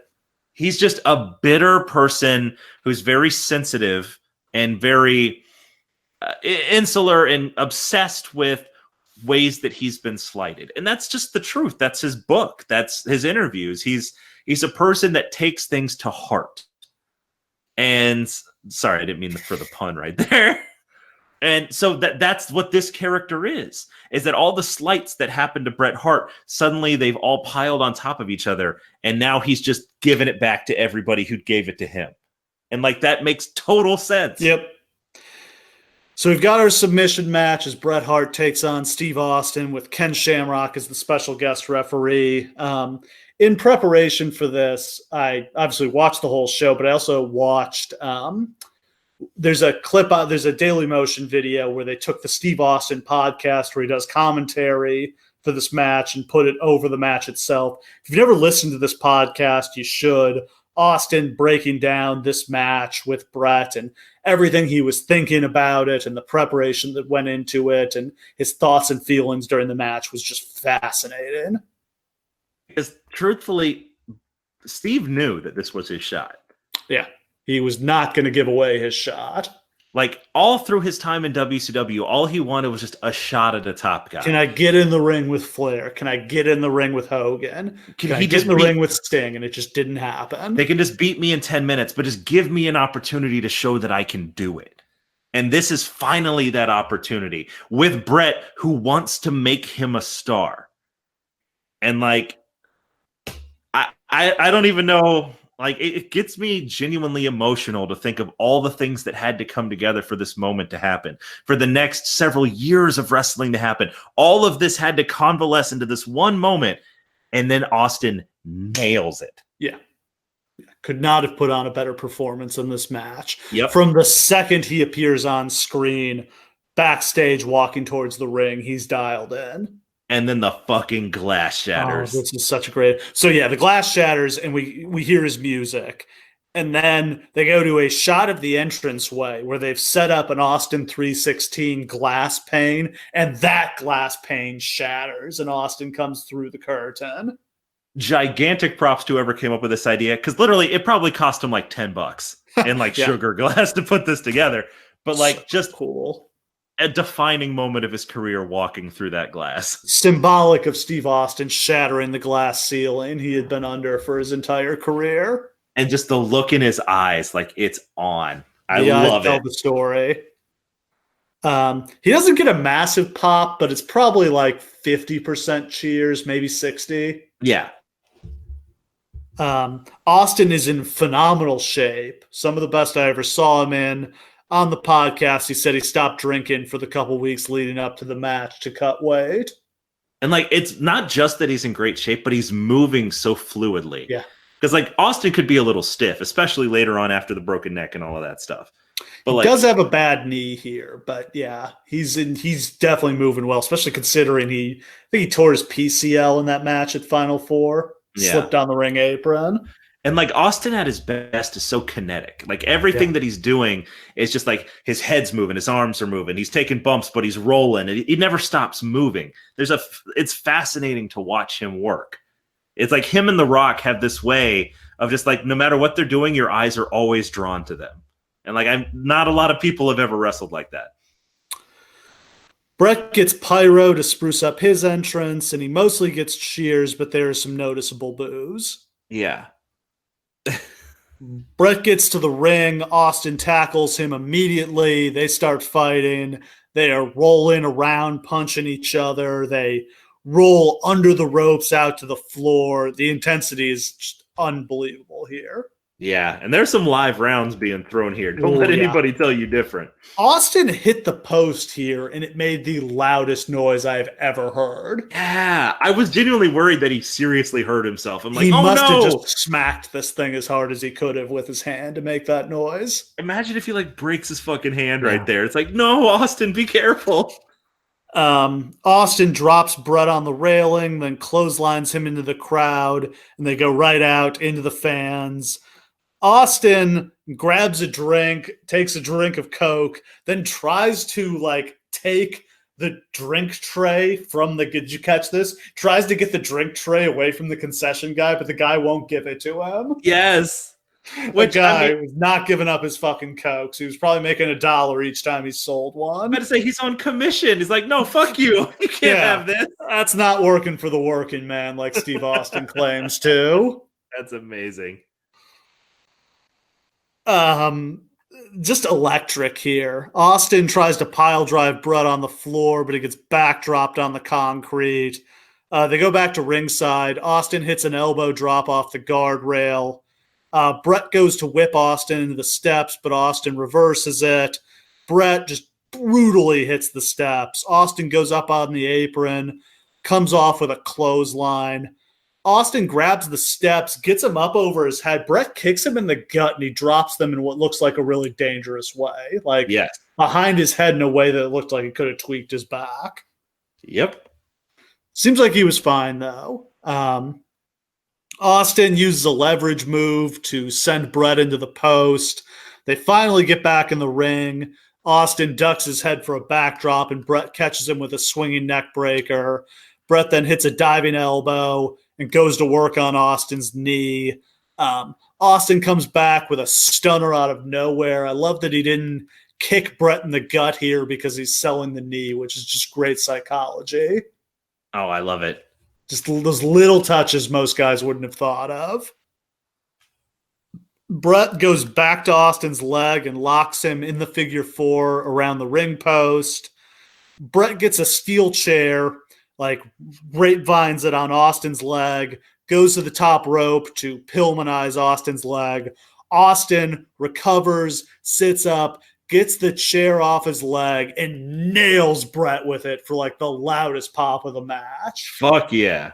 Crowd goes crazy for that. Like, tired of goody two-shoes baby faces. They want a guy who just fights.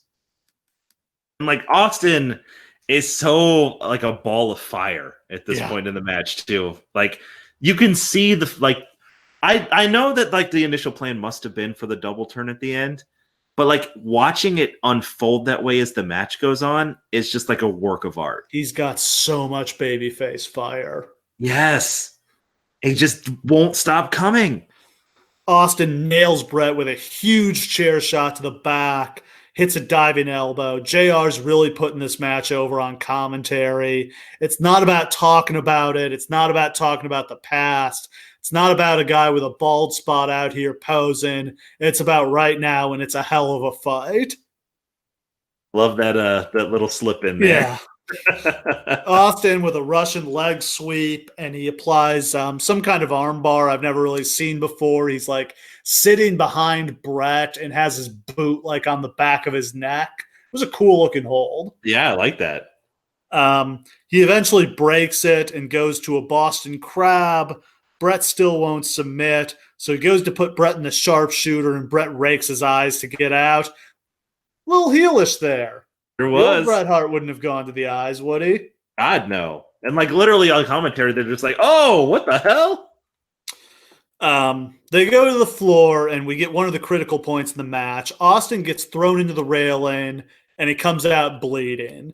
Brett bladed Austin here. I've heard some people try to say that that's like, oh, Austin, didn't know how to blade or whatever. Like Austin knew how to blade. Brett said, I'll blade you because Brett wanted to protect Austin. Right. Blading is not allowed at this point. Brett knows he can take the heat politically. Like, he's on a 20-year contract. Vince can't fuck with him. Austin could still get in some trouble here. And let's be clear. Without the blood, this match is great, but it's not iconic. This is probably the best argument for blood in wrestling. I am completely anti-blood in wrestling. I don't know if you know that about me, but it's not something that I like. I don't think that most of the time when it's done, it adds anything to the match, especially not when it's done frequently. Like back in the old MWA days, it didn't mean a goddamn every thing. Single match. Yeah. Back when like Flair and Michaels would blade every fucking match, it meant nothing.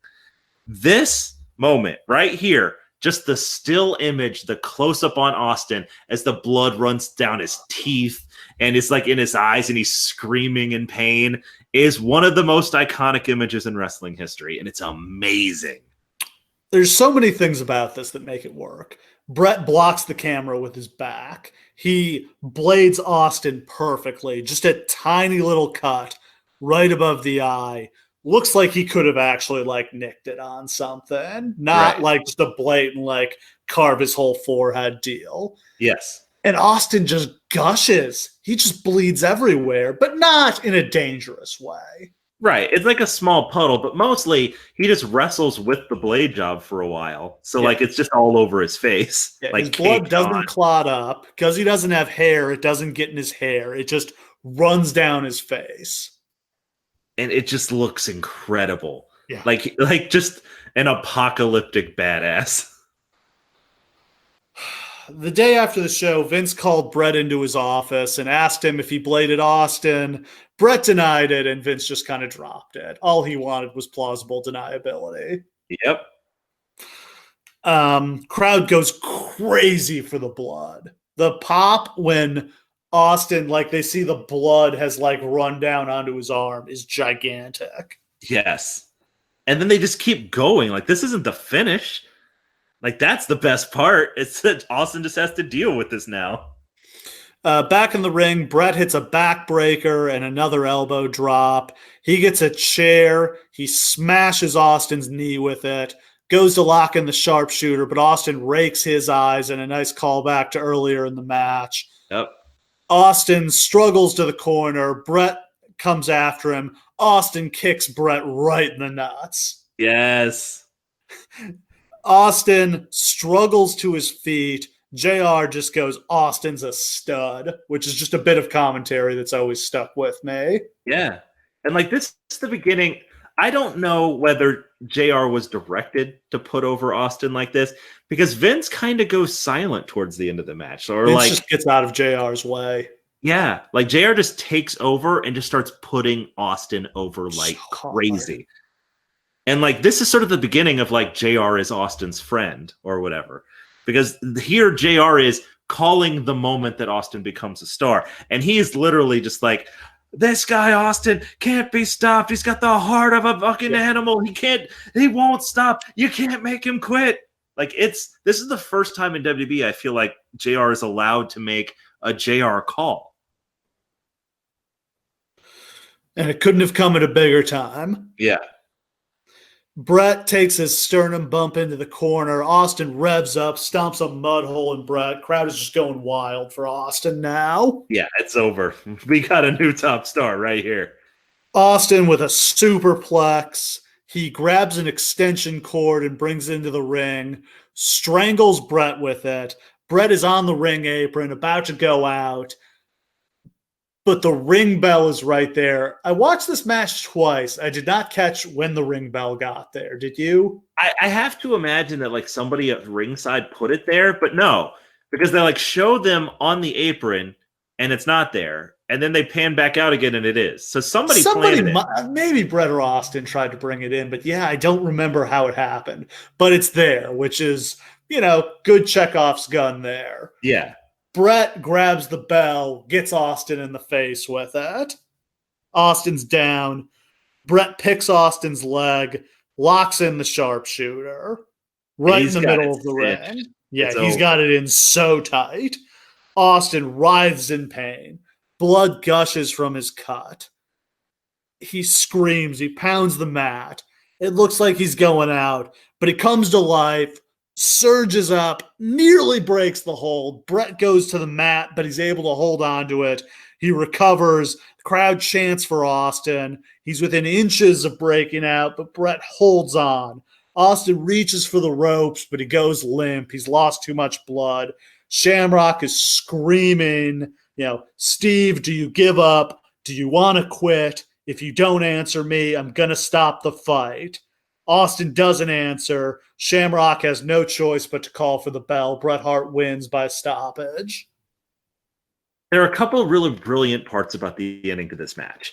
The first is that it's been established. Now, submission moves are just a thing that are broken out of. Like, that's just a thing that anybody who has a submission finisher, you break out of it every match, like a couple times before they really get it in. Back in the day, if Bret Hart got you, it was over. Like, if Bret Hart got you locked in the sharpshooter, people didn't just get out of it. That's just not how this worked. I can't even really think of anybody who reversed completely out of the sharpshooter once it was fully locked in. No, nothing's jumping out at me. So the fact that Austin comes so close to getting out is unbelievable, because the fans are just like, oh my God, you're right there. Like, if he'd just gotten him a little bit more, he could have rolled him up or pushed him off. But then Hart just cinches it right back in, and it's done. There's no moving. It's over. But for Austin to just keep reaching, even as he's passing out, because his eyes are closed and his head slumped on the ground, but his arm's still reaching for the ropes until finally it drops. And then for Shamrock to have to call it, there has never been a better end to a wrestling match than this one. How many times have we seen that finish since then? And it's never even come close. The closest I've ever seen, and this was actually in TNA, was in I think it was one of the triple threat matches between Samoa Joe, Christopher Daniels. No, it's been just a Samoa Joe versus AJ Styles, where Styles is in the coquina clutch and he reaches and he can't see it because he's in the clutch, but he's 1 inch from the ropes when he finally gives up. He's just that close, but he doesn't know. Yeah, his eyes are covered. And he passes out. Yeah. That's cool. This is better. This is so iconic. The image of Austin with blood gushing down his face. And they've shot around the blood to this point. They've used camera angles to avoid showing it, but here they just go right in tight on his face. And I don't know whose decision that was. And I especially imagine that it was probably a Vince call. I think it had to be. That's probably why Vince didn't actually investigate to see who did the blade job, because he realized that it was working. But holy shit. And then this is the only time I can ever remember the baby face is down on the ground, beaten, defeated, done at the end of a match, but he still won. That you can't get past that idea that Bret didn't really beat him. No, he couldn't make him quit. Austin did not give up. And JR really emphasized that on commentary. Austin did not give up. And that's so genius, to just make Austin somebody who's just incapable of stopping. He's not as good as Bret is, but he's tougher. Yeah. That's important. Oh. This might be the best wrestling match of all time. I come short of saying that because I've seen a number of matches that I think are better matches. What I will say is that this might be the most perfect match of all time. Does that distinction make sense? Where everything went exactly right. Yeah, I've got two tiny little nitpicks, but yeah, it's hard to imagine how this match could have been any better. Yeah, there are matches that I enjoy more, that I think are more epic, or that the story that was told was bigger and better. But this match is perfect. It accomplishes everything that it wants to do. I have never seen a double turn executed this well, ever. The story is just so perfect. Yes, and these two characters were at such a crossroads at the perfect point to intersect with each other like this. And for that ending to happen the way that it does, and this crowd hates Bret Hart when he goes back and starts attacking the leg of Austin after the match. They hate him. Yeah. They love Austin now. And when they both came out, They were just kind of vaguely 50-50 on both guys. It's incredible to accomplish that in one match. Brett poses, but he's not satisfied. The demons are still there. He has to destroy Austin. Goes after Austin's leg. He goes to apply the sharpshooter again, so Shamrock grabs him and waist locks him and gets him up like 10 feet in the air as he does it.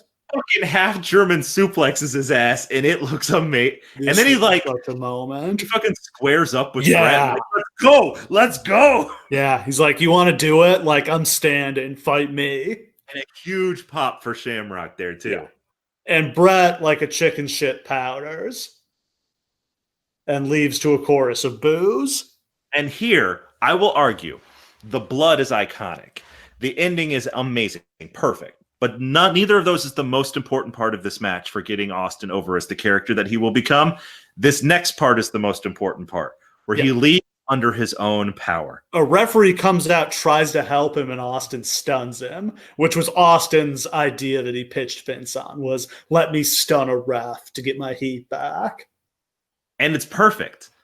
And like he does it like he doesn't even have one leg. He literally falls down into the stunner, but it's a shit stunner, but what's it matter? And then he just hurls himself out of the ring into the ropes and limps his ass to the back. But as he's limping back, and Ross is like, nobody's going to help him out of here.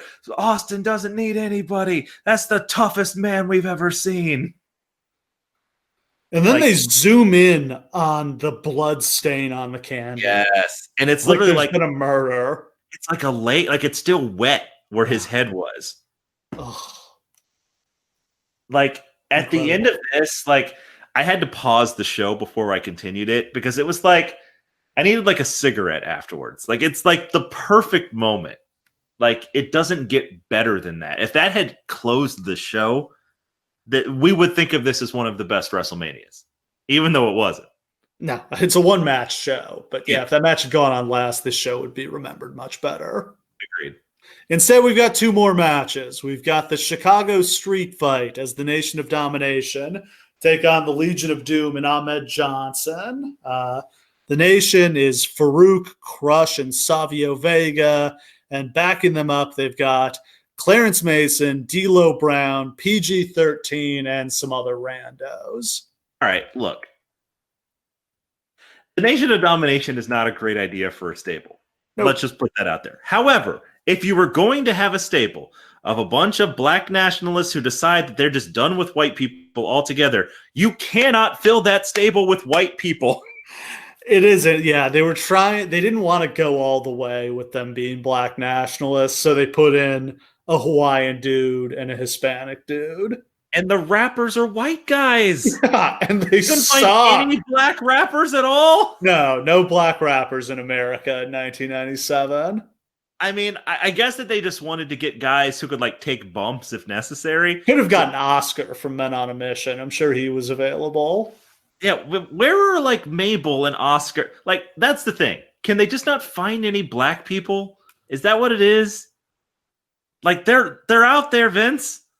Go get them. I kind of love the rapping entrance, though. If it were with people who could rap, like, this would be a good idea. Like, I don't hate the idea of a black pride stable, especially at this point in this company.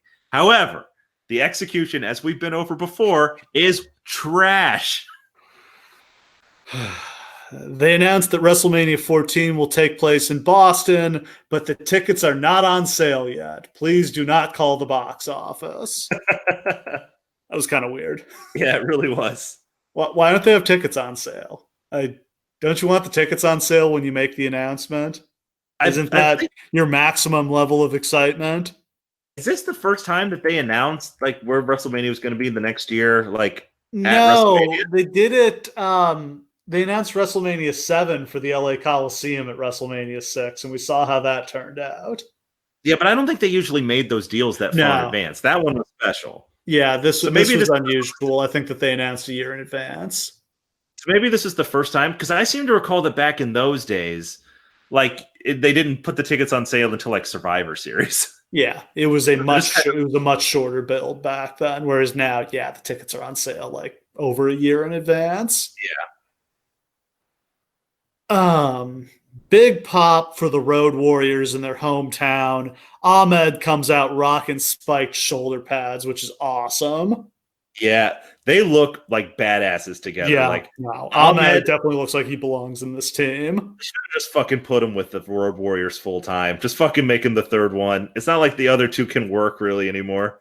Have I gone crazy, or was this actually an entertaining match? Not a good match, but an entertaining match. It was good. Like, look, you can absolutely get something out of a big brawl between like Savio Vega and Farouk and the Road Warriors and Ahmed Johnson.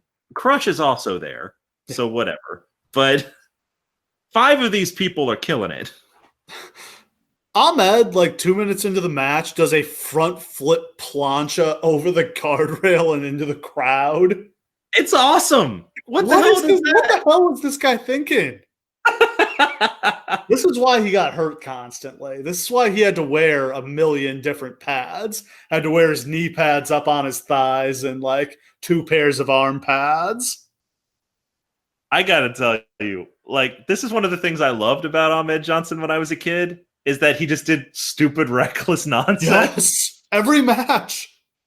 And his finisher always looked like it was kill a guys because he never hit it the same way twice. Yeah, he would just drop him right on their shoulder trying to do that tiger bomb. But I loved the Pearl River plunge because it just looked so fucking nasty. Of course it knocked you out. It was real. Yeah, like, yeah, it's almost like every single time it was when Mizawa went for the Tiger Driver and accidentally put Kawada directly on his neck. It was just like he was going for that every time.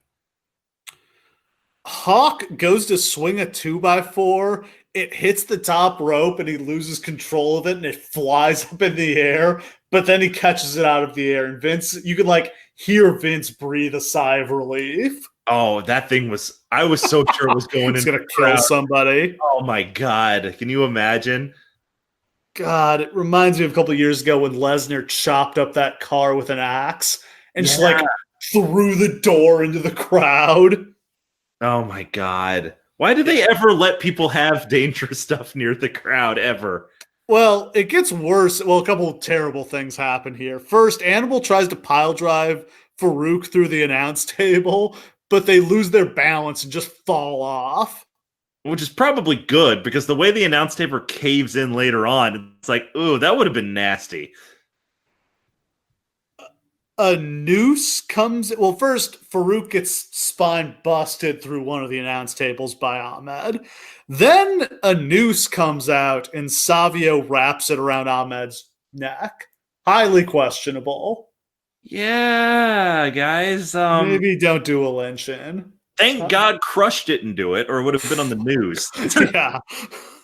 Oh, man. Then Farouk chokes Hawk with the noose. Ahmed gets ganged up on by Savio and the bodyguard. King goes, "Did you see Farouk?" And no, we didn't, because they totally missed what happened here. Yep. Turns out he went to the top rope, got thrown off to the floor, and did like a somersault bump and landed on his ass. Jesus. This match was insane.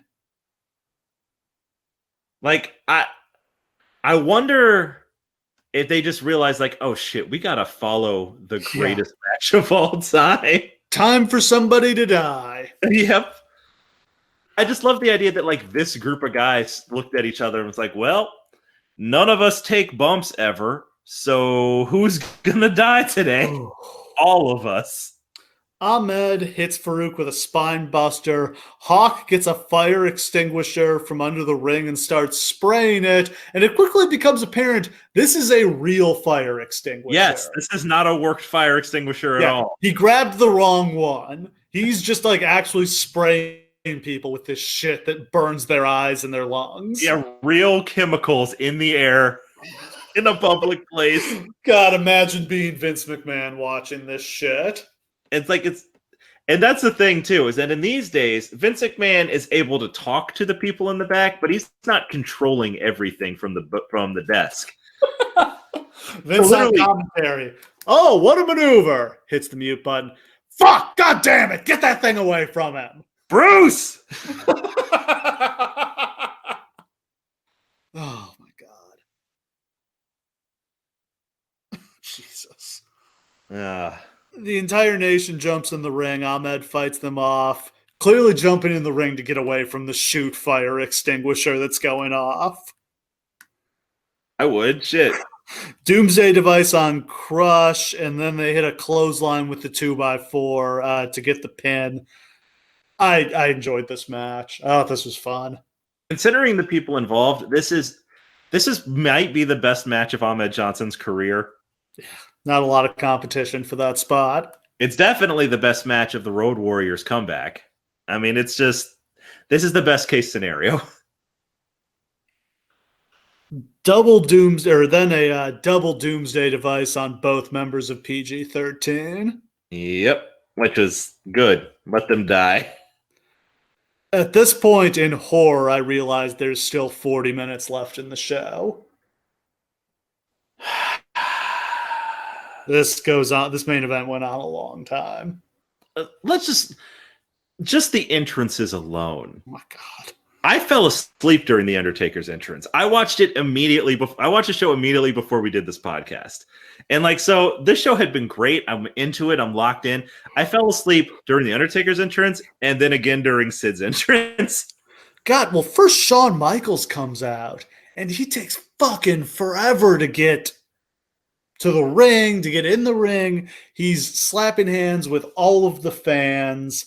He says something to Vince, and then opens his jacket to block Vince's view and flashes the click sign. Yeah, that is weird. That was questionable. Sure. Also, I thought Shawn's career was over. He seems to be walking okay here. Yeah, he seems to be real healthy and real enthusiastic right here. He got his smile back. He found it. It was under the couch. And then he hops on guest commentary, which if there's a list of the all-time worst guest commentators in wrestling history, Shawn Michaels is on that goddamn list. Real bad. Real bad. It's just Shawn Michaels has never been an amazing promo. He's cut some great promos, but they're all he's had time to think about it and monologue a little bit. He's not an off-the-cuff genius. Oh, Todd Pettengill interviews Sid. He doesn't say much of note. It's main event time for the WWF Championship. Psycho Sid defends against The Undertaker. This is what the world has come to. Yep. Undertaker out first. He's got a throwback look with the trench coat, the cowboy hat, the gray gloves. Interesting that he went with that here. Yeah, I actually went back and looked because I was like, man, he's not still wearing this stuff, is he? And he wasn't. No, he hadn't ditched it. Well, he ditched the gray years ago. He'd been wearing the purple gloves, and then at Survivor Series, he went to the kind of leather pirate look. Yep. Sid makes his entrance, and he actually gets booed, which is unusual because he was crazy over as a face at this point. He didn't get booed by me because fuck yeah, Sid's in the main event again. Sid's the man. 2 for 2, baby. And this is the last one. So we've really had a great time talking about Sid on this podcast, but until we start covering WCW 2000, this is pretty much the end of us getting to talk about Sid. And that's terrible. Yeah, we've pretty much covered all the major aspects of his life. So I think he might be the first wrestler that we've actually covered basically their whole career. Complete story. Yeah, we've told the Sid story. Yeah. Over time, we might tell the full Ken Shamrock story and all these other guys. No, we told the full K Quick story, I guess. Yeah, you can go back and listen to these podcasts in a specific order and get Sid's whole career. Maybe I'll put it that way on YouTube, just the Sid story. Sid package. Yeah. Taker and Sid stare down in the middle of the ring, which is probably the best part of this match. Oh, God, yeah. And then Brett shows up, which I loved this. Brett shows up to be a dick and gets on the mic. He yells at Shawn, says he's a faker with a pussy foot injury. Talks trash to Undertaker and Sid, and then Sid gets tired of Brett's shit and nails him with the power bomb. That is my favorite moment of the entire show. Yeah, that was epic. Agents show up to scrape Brett off the canvas and take him to the back. Yep. If I could just watch Sid give Bret Hart the fucking power bomb every night for the rest of my life, I could be happy. And then, unfortunately, the bell has to ring. Yeah. This could have been good if they had just done like a 5-minute balls to the wall match or like a 10-minute match with a lot of gaga. They do 20 minutes and they don't have any gaga. Well, I had a theory. So I watched the whole match and it sucked. And then I went back to the start and watched all the entrances and all the stuff with Bret Hart again. And then I fast forwarded to the last 3 minutes where they're just Bret Hart comes back again and like interferes in the match. And literally from that point to the end, it's a great match. Yeah, the end where Bret Hart interferes and then Sid gets tombstoned and pinned. Yeah, but like the part where like Sid gets choke slammed, but then he is going to go for the power bomb, and then Bret interferes. Like that's good. That's everything you want from this match. 20 minutes. 20 minutes they gave them. Sid has like 4 moves, and like they're really good moves, but. Sid applies the longest fucking bear hug I've ever seen in the middle of this match. Yes, he does. Okay, we got to talk about this. This is the match where allegedly Sid shit his pants. I was very closely looking to see if I could find any hint of pants shitting. Were there signs of dookie? It's not evident. Not evident. Maybe. Imagine being the Undertaker and Sid shit his pants and you have to tombstone him. I mean, I don't know at what point during this he was supposed to have shit his pants. That is an unanswered question. So if it's just like during the tombstone or whatever, I don't know. What I will say is after Taker pins Sid, he does get up and move away really fast. Did not want to keep smelling that. And Sid very carefully just stays laying there until the lights go out, and then he bails. So I don't know if you want to use that as proof. I don't know. They just put this crowd to sleep. Like, just hold after hold, and like, not good holds. Like, just laying there, just standing there. Here's the thing, man. Like, Bret and Austin so should have gone last. But, like, any match but this one should have gone last. I get why they did this. Because the title goes last. That was Vince's philosophy. The match between the big giants goes on last. That's Vince's philosophy. I get it. But you had one of the greatest matches of all time 2 matches ago, and by the end of the show, people had basically forgotten it and were just filing out bored. The worst WrestleMania main event of all time. It is. And that's so saying something, because I hate so many of the WrestleMania main events. Give me Hogan Bundy, Hogan Slaughter over this shit any day. Let's be clear.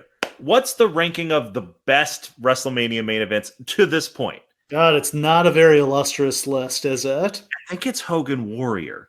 Yeah, Hogan Warrior, Hogan Savage, Hogan Andre are the good ones so far. But mostly they suck. They're bad every single year.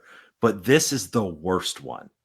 And just imagine what it takes to be the worst. Just an abominable match here. I hate the Iron Man match. Oh, I went off at length last episode. I don't need to do it again. You listened to that one. You're our audience. I know you did. This is so much worse than that. I'd watch that match 5 times before I'd watch this 20 minutes. And like, we're the biggest Sid marks on the planet. Yes. He's had the match against Shawn Michaels at Survivor Series was great. And this is Sid at the peak of his powers. Like, Sid's the right guy. Like, Sid's having matches with Bret where he's killing it. He's having matches with Shawn where he's killing it. He's other matches with Taker. Good. They just way overexposed it here. And to be perfectly honest, like, the Undertaker's a great worker, but he doesn't have 20 minutes worth of shit to do at this point either. No. This isn't like working boots Taker like he'd be later. He's still the dead man. Can't sell for shit. Has like 5 moves he's going to do, and that's it. So, like, I just don't know what they thought this was going to be. I can't imagine that like, Vince is really sitting over there with a headset on. Is he thinking this is good? that this is what he wants? I mean, Taker does carry the title for about 6 months, but he's a mid-card champion. I mean, let's talk about Taker getting the title here. Yeah. I think it's just kind of like we can count on Taker. I mean, they also could have just gone with Brett, had Brett be the champion coming out of this, which probably would have been better since he was the hottest thing in the company anyway. Well, see, that's the thing, is that in my heart, I genuinely believe that Brett Austin should have been for the title in the main event. That's how you fix this show. Keep every other match exactly the same. Just switch the order of Taker, Sid, and Austin Brett. If Brett is the champion, does he have the character motivation to turn heel, though? Yeah, I guess, because he doesn't he have to have been screwed? I don't know. He could probably pull it off anyway. It might not have been as good, but anyway. Yeah, I don't know. There's no perfect answer, I guess. No, it was not a good time. The company's in transition. Yeah, when in doubt, put the belt on the one person you know isn't leaving and just figure it out from there. Taker isn't going to lose his smile. Yeah. He doesn't have one to lose. Taker showing up for work, period. Yeah. So we come down the stretch as Sid hits a clothesline off the second rope. Taker recovers, sets up for the tombstone. Sid slips out and tombstones Taker. He mocks Undertaker's pin, but Taker kicks out at 2. They go to the floor, at which point Brett shows up and hits Sid in the back with a chair. In the ring, Taker recovers. He chokeslams Sid, but Sid recovers quickly. He goes for a powerbomb, gets distracted by Brett. Brett hits a hangman. Sid turns around into a tombstone. Taker gets the 1, 2, 3 and wins the world title. Big pop, but the match sucked. Yeah, match is trash. The fans wanted to see him win. Don't get me wrong. Well, it's a huge moment for him to win. Like, he hasn't been the champion since he had the belt for 6 days or whatever in 91, and he hasn't been the champion since, and he's never had it as a baby face. He's never main evented WrestleMania before. Right. So yeah, the Brett Sid thing was supposed to lead to a Brett Sid match at the April in Your House, but Sid had an injury, or it was softball season or something, and he couldn't do the match, so they ended up doing a Brett Austin rematch instead. That was much better. Yeah, thank God. It was pretty great. And, that's our wrap for WrestleMania 13. What a weird, wacky, fun show. Yeah, I feel like we could have just gone on and on and on about the Brett Austin match for like another 20 minutes. We did. I think this was our longest show ever. But it has to be not only is that match amazing and we had to talk about it in detail, but this period where they're trying to summon the Attitude Era out of nothing is so fascinating. I just think this 3-month period is one of the most critical in company history. This is where they start to get the pieces together. Yes. The insane circumstances that led to this show somehow all worked out in the end. And it's actually, I think, for the best that the show that the plans kind of fall apart. And that the shows start feeling chaotic around this time. Because I think Vince realized, that's what they want to see. They want chaos. They want the show to feel out of control. They want it to be unpredictable. Again, borrowing from Bischoff's philosophy. People want to be surprised. And during this 3-month period is the first time, I think, in Raw history that the show had really been unpredictable. Yeah. Because there was no way to predict it. They didn't know what they were going to do. No, because they were just having to come up with new shit each week because somebody else was getting hurt or something else that they had planned was falling through. So they were just having to audible and write things on the fly. Yeah, and what WCW would prove is that booking week to week and not having a long-term plan is not a long-term way to run your company. It won't work. But it can work real well in the short run. And that's exactly what happened here. Yeah. Ooh, so that's a wrap on WrestleMania 13. I mean, a crowning moment for Steve Austin, sets up a really, fun and entertaining year, 1997. I mean, 97, not their greatest business year, but a great rebuilding year. Set them up for a couple championship seasons to come. Absolutely. Oh, so that's a wrap on WrestleMania 13. We did WrestleMania 14 already last year, so the next one up is WrestleMania 15, in which we find the World Wrestling Federation in a very different place. At the peak of its powers. Top of the world. And this show sucks. Sucks. Yeah, people talk about the worst WrestleManias. Give me WrestleMania 13 over WrestleMania 15 any day. Any day of the week. And especially since we're going to get into it next week. But man, they had everything in front of them to have a great show, and they blew it. We give Vince Russo credit when he deserves it, but we also bury him when he deserves it, and he's going to get it next time. We're getting out the fucking shovels, boys and girls. Yeah, so you've got that to look forward to next time. WrestleMania 15, the Vince Russo Fever Dream WrestleMania. Thanks for listening. We'll see you next time.